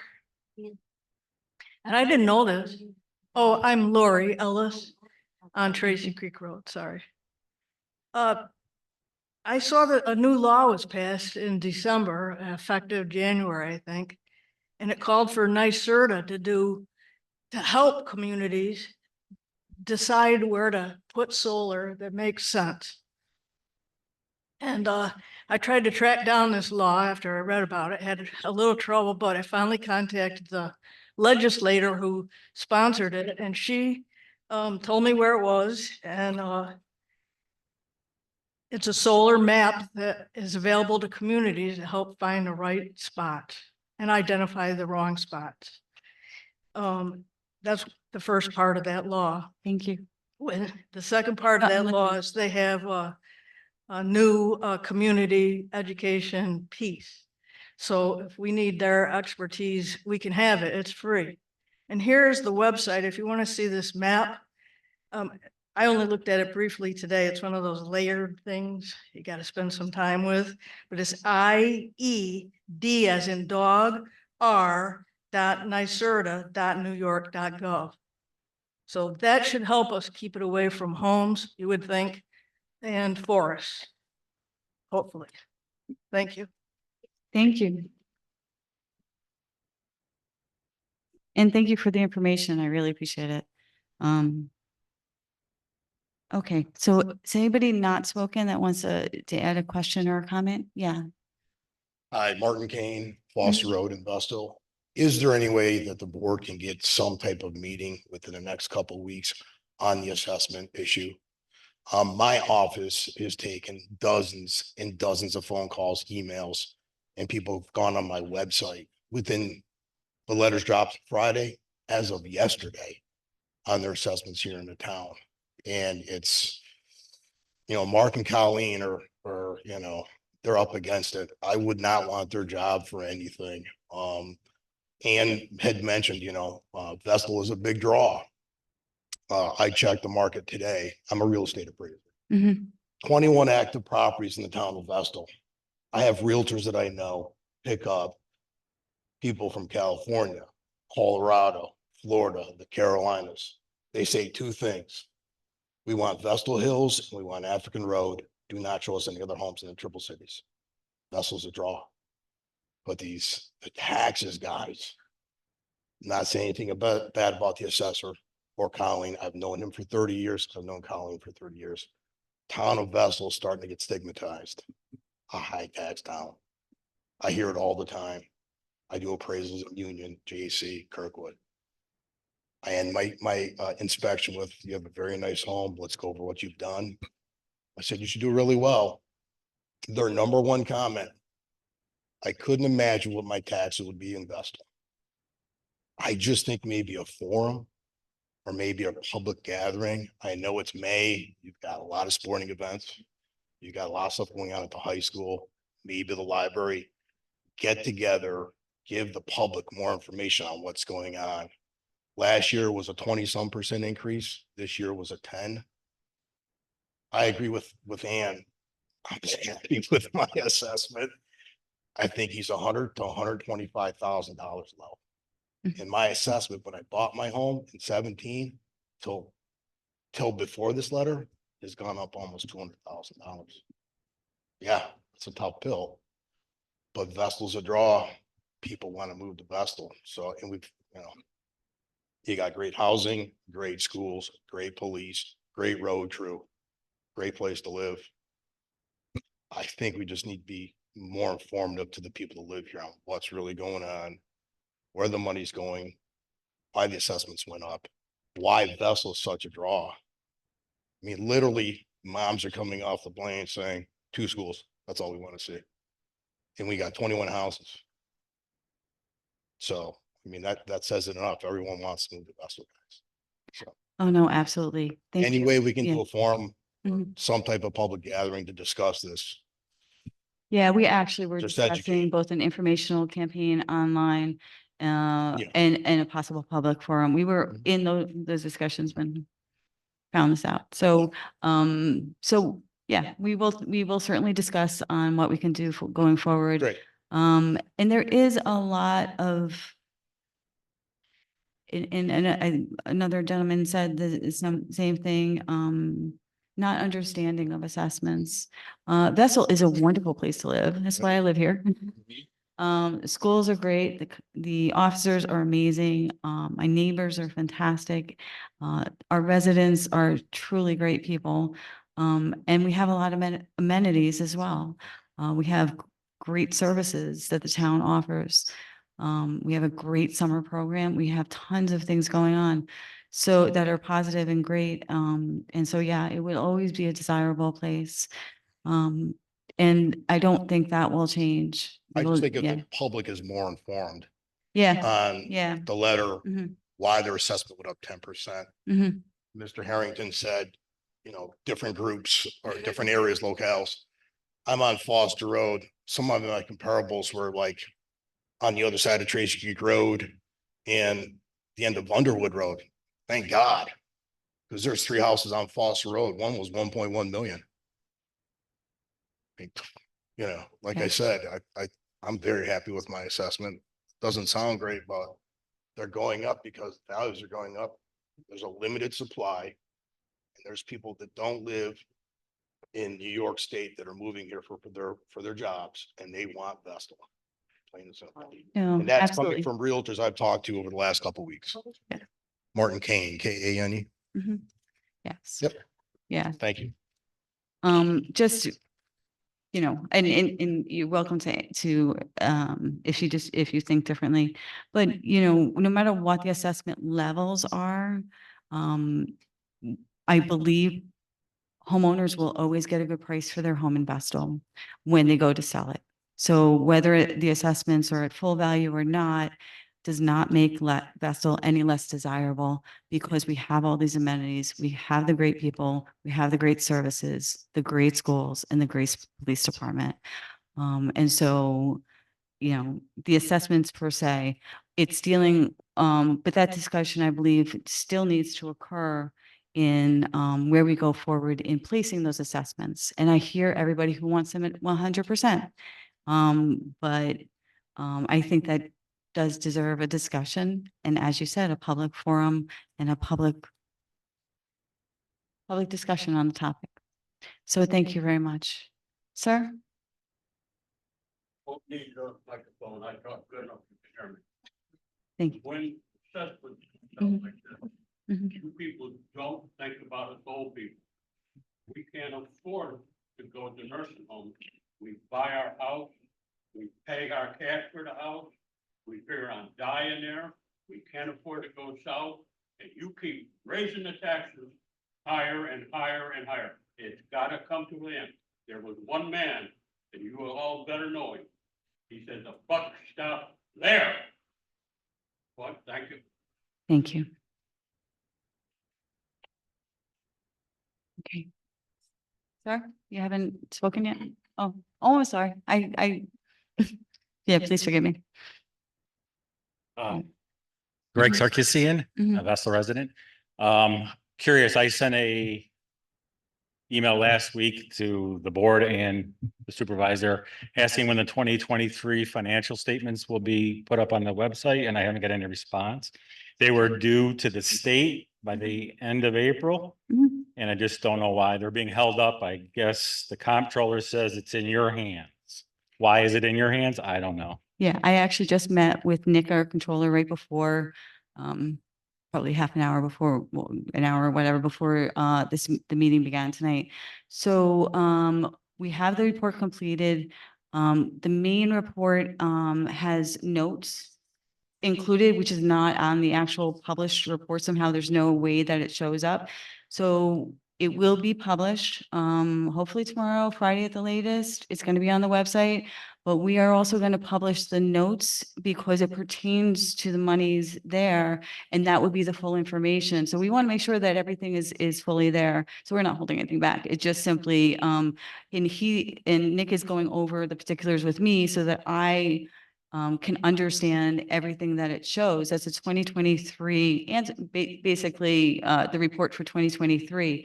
So it's a learning process for me too. So he's going to sit down with me to do it, but it's going to be published and online tomorrow or Friday. And we're going to publish the notes, which explains better some of the sections also as well. On another subject, you mentioned having possibly a solar committee. Mhm. I thought the comprehensive plan committee was supposed to determine that in the process. That's all kind of encompasses of what can and can't go in what areas of Vestal. So I don't know how these two committees are going to work together. Yeah, for the solar moratorium time, it's an idea. It's not a, if we get some people volunteering for a solar committee, it's just a resource to people that are willing to research and look specifically at the solar law. Comprehensive Plan Committee, I hope will do that as well. Then with that communication, nobody's deciding things. We're finding out information and looking at possibilities and trying to make a plan. Comprehensive Plan Committee, and thank you for volunteering. I really appreciate it. As I believe everybody that I have that is very invested in hoping to plan for our development going forward. But I really appreciate you volunteering your time. Absolutely, we want you to do that. With solar, there's a lot of particular stuff in it. So the idea was just to try to gather as much of that together and to allow the legwork so that we can all read, and then provide that to Comprehensive Plan Committee as well. Because I'm hoping for your opinions on it sooner rather than later. But I know that your committee also, in terms of your end result, you need that consulting company. And we have a constraint on it, which is that we have to have the grant money because it's hundreds of thousands of dollars. We are doing it. We are writing it right now, literally. Our grant writer is writing it, but it's not due until July 29th. And then we're not going to get the money until the decision won't be made to get, who gets the money, which I can't imagine we're not going to get it because I don't know any other town that does not have a comprehensive plan. The other towns are looking to update it. So, is December or January is a timetable for that final thing. It is absolutely does not mean, and we're going to have the conversation on the 15th, which is the next meeting. I'm hoping that you guys can work on some stuff before then. But I want that committee to feel what is appropriate. So yeah, I hope that you can work on it as well. But it depends on the feeling of the entire committee. So, but yes, that will definitely be part of the comprehensive plan and then a very important part of it. Last thing, when my assessment increased 10%, like pretty much everyone else did, I went through just my neighborhood and looked at the houses that sold in the last 3 years, and every one of them sold for 10 to 15% above their assessed value. 10 or 15%. It's outrageous. It's great. But the town board needs to now make the budget work the tax rate so it doesn't increase their taxes. Your assessments go up, but your tax rate can go down. And you can collect the same amount of money to pay the same budget and not stress these people out. That's the job now. No, absolutely. There is no discussion on how to fix the assessment. The assessment is accurate. It's how do you control spending? Okay, thank you very much, guys. Sir? Oh. Ladies first, thank you. Okay. So, I really would like to chime in with what you just said. Mhm. And the town needs to control the budget. And assessment is not a big issue. I am a property owner. By the way, I'm Penny Shaw, and many of you know me. I have brought very good businesses to this town in New York State and elsewhere. And I felt so far, most of the departments in town of Vestal were very, very nice to work with. But lately, I have seen a lot of disruption, especially after January. And I would say something needs to be done. There are bigger projects, bigger problems that needs to be handled. And one thing is for sure, yes, we all say Vestal is a wonderful place to live and a lot to offer. But the fact is, if we look at our demographics, it's going down. It is getting very difficult to attract new businesses.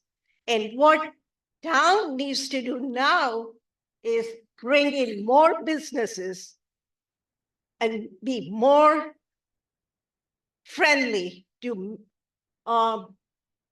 small businesses like myself that works very hard. And this should be the focus, and the rest should be put to rest, like the assessment and other issues. We don't need this. Thank you. Thank you.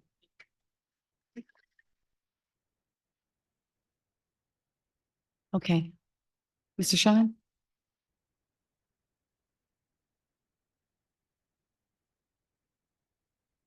Andrew Schuman, Shoot Mill Road in Bethel. I'm not happy with my tax property assessment. I had my house evaluated by a real estate agent that I'm currently working with. And last year, the house was valued at 108, excuse me, the property assessed, the assessment that was given to me was 180 by the town assessor. But in real terms, my agent said it was worth about $155,000. That's number one. Number two, are school taxes based on the value on the property assessment of the town assessor? Yeah. So then we can pretty much be assured that we're going to get a very large school tax coming up in September. Yeah.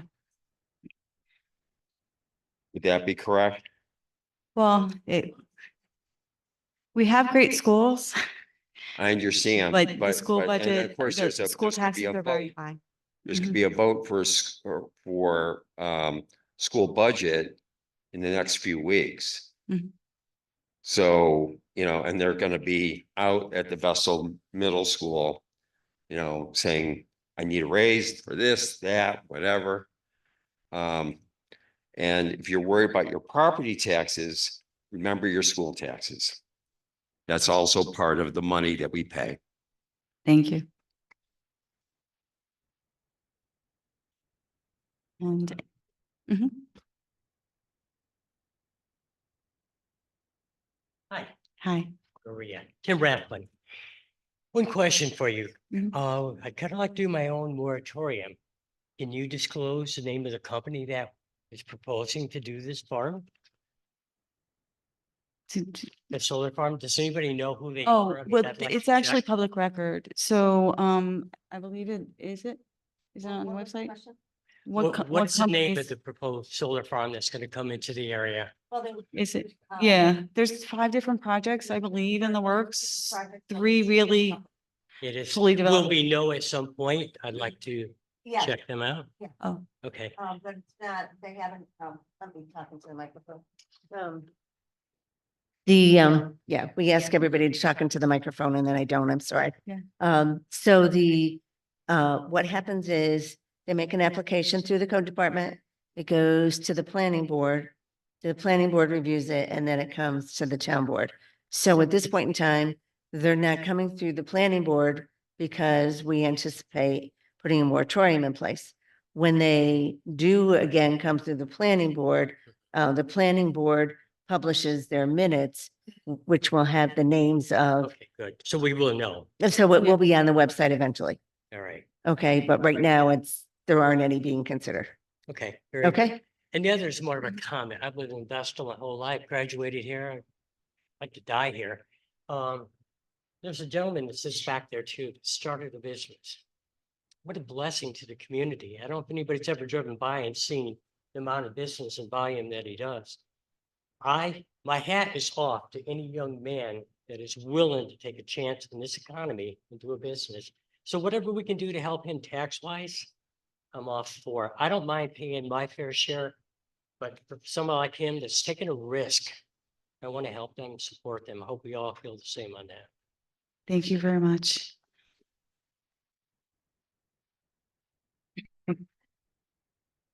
Mhm. Boy, you laid it out. Mhm. So I got my tax letter, Mhm. was not my friend.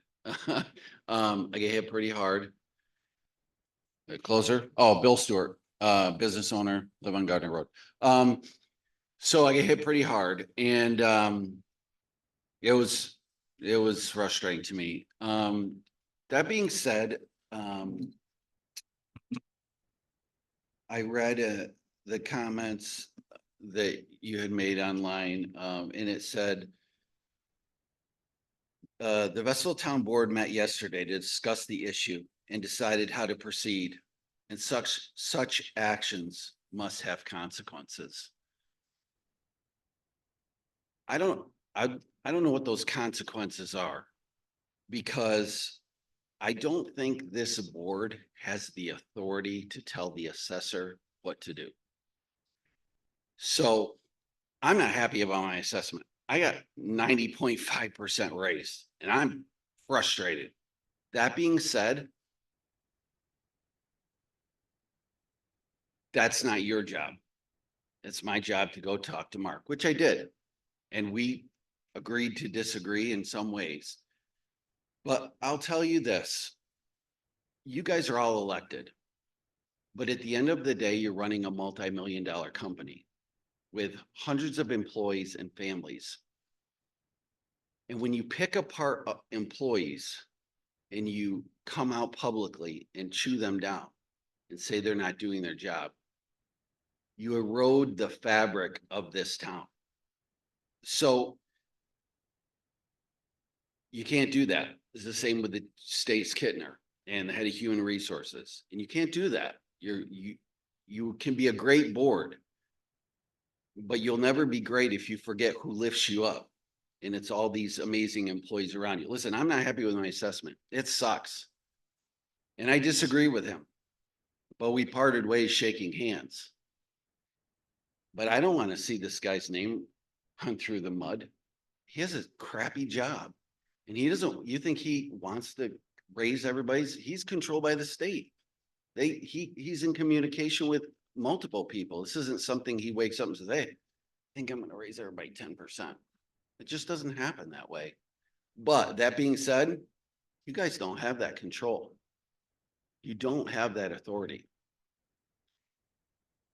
But what you do have is the ability to say nothing about another man's character. You shouldn't do that. You really hurt our town. So that's all I have to say. Thank you.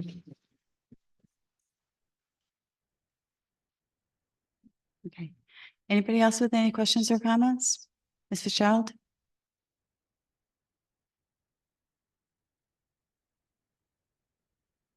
It just baffles me that on your work session Monday night, that you asked your board whether they knew about this assessment. 3 of them said they did. And you said you didn't. That's hard for me to believe. I just don't believe that. When you got 3 board members that's saying Councilman Donnelly, Councilwoman Messina said they were aware Councilman Miller, you stated that he made an assumption that it would be. Where's our fourth one? I don't know. Do you folks realize that the town board has no say whether or not they raise the assessment? I've been here for 12 years. I'm a school bus driver. Do you think I want my assessment raised every year? No. We don't have control over that. None of those board members, and don't let them sit here and stand and tell you, we're going to lower your assessment. That's not true. Go, I encourage everyone. Go and speak to him.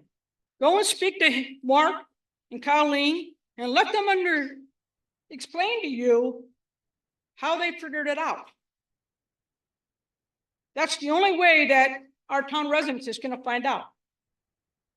Does everybody know in this room what date you have to have your agreement papers in to go agree your assessment? Does everybody know what date? May 28th. May 28th. It's by the end of this month. If you don't do it by the end of this month, then it's a loss. You should go and talk to them, have them explain it to you. Like the fellow who owns Funky Beast. He thought he was dead in the water, and they explained it to him. You got to go in with a positive attitude, because if you go in with a negative attitude, you're going to be burnt. But don't let no politician up here tell you that they're going to lower your assessment or they're going to stop the assessment. It's mandated. It's a state mandated thing. We can't do nothing about it. This was done when Pete Andreessen was the supervisor of the town. It wasn't done from the previous board. It was done when Pete Andreessen was the supervisor. And once we got to 100%, you have to stay at 100%. I have a relative that lives over in Endicott, a split level home, a split level. You know how much their assessment is? $5,600. That's how much their house is assessed for. A split level home. Vestal's very lucky. We have a great town, and I wanted to emphasize on our fire department. Thank you, guys.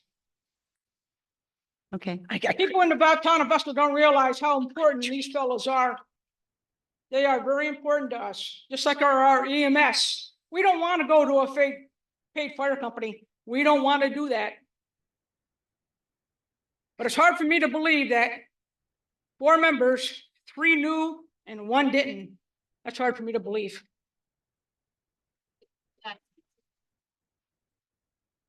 Thank you. Yeah, it's actually, once you go to 100%, you're actually not mandated to stay. That's just a factual question.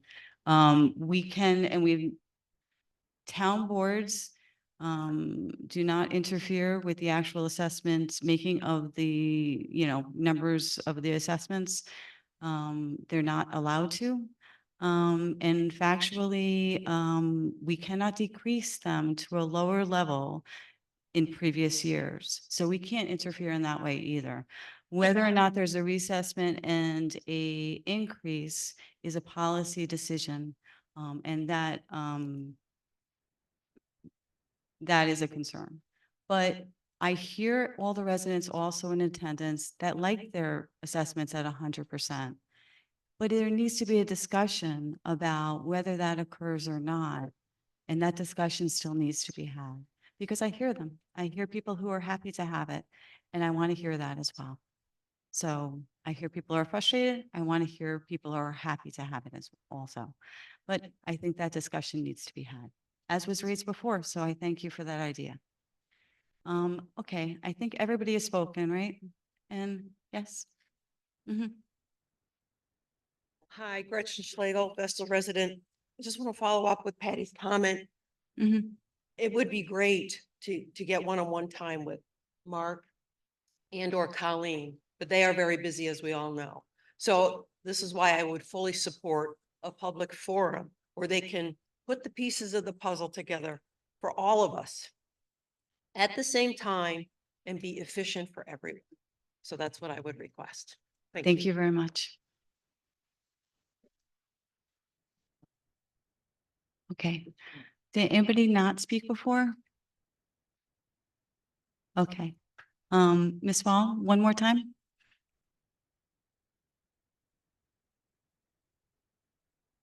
Mhm.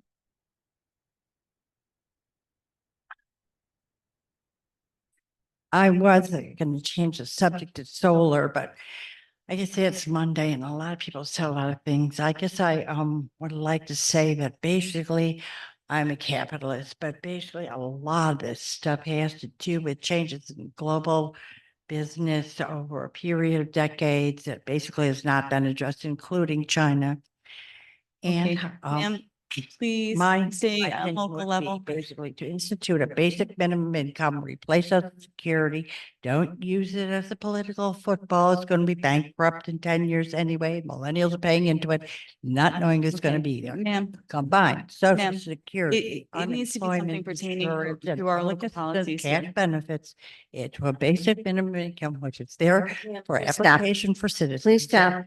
That is Please already an stop. idea acknowledged by Please stop. the earned income credit and the child. Ma'am, you tax are out of credit. So, order. Please stop.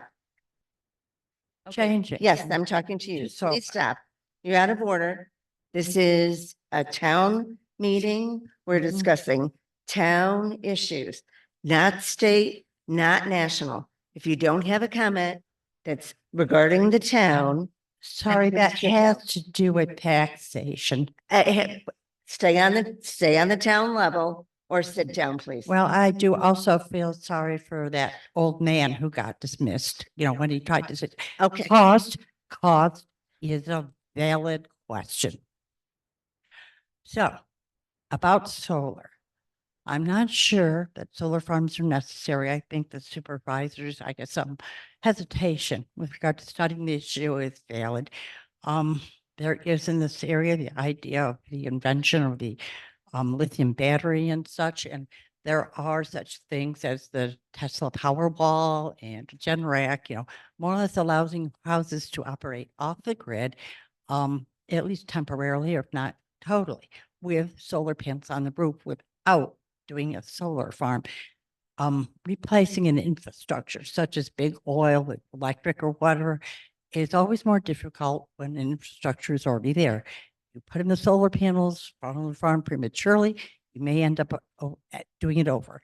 One thought I've had for over a decade is to use hydrogen power to power electric, which basically would replace nuclear as well. You might question why bin Laden chose the World Trade Center instead of 3 Mile Okay, Island. Ma'am, Basically, we asked about Chernobyl in Ukraine. ma'am. That's w- basically. We have the to power pull you grid out has of been order. up. Okay, We're done. this, Your time's up. And We're I'm in perfectly to hear favor of about green local energy. I'm issues. not sure solar Please let's farms not go to are national. Ma'am, necessary. please sit down. Please, thank you. Please. Because if we go there, it's not going to be pretty. And I didn't sign up for that. The local issues, yes. Okay, so. I'm gonna make a motion to adjourn if we're good. Yeah, I think everybody has spoken, so we're gonna, did anybody not speak this evening that would like to speak? I hear a motion to adjourn. Motion to Okay. adjourn. And Second. seconded? And all in favor? Aye. Aye. Thank you. Okay. Yeah. I. Yes, you did. Thank you. Yes. Can you do me a favor? Can you thank the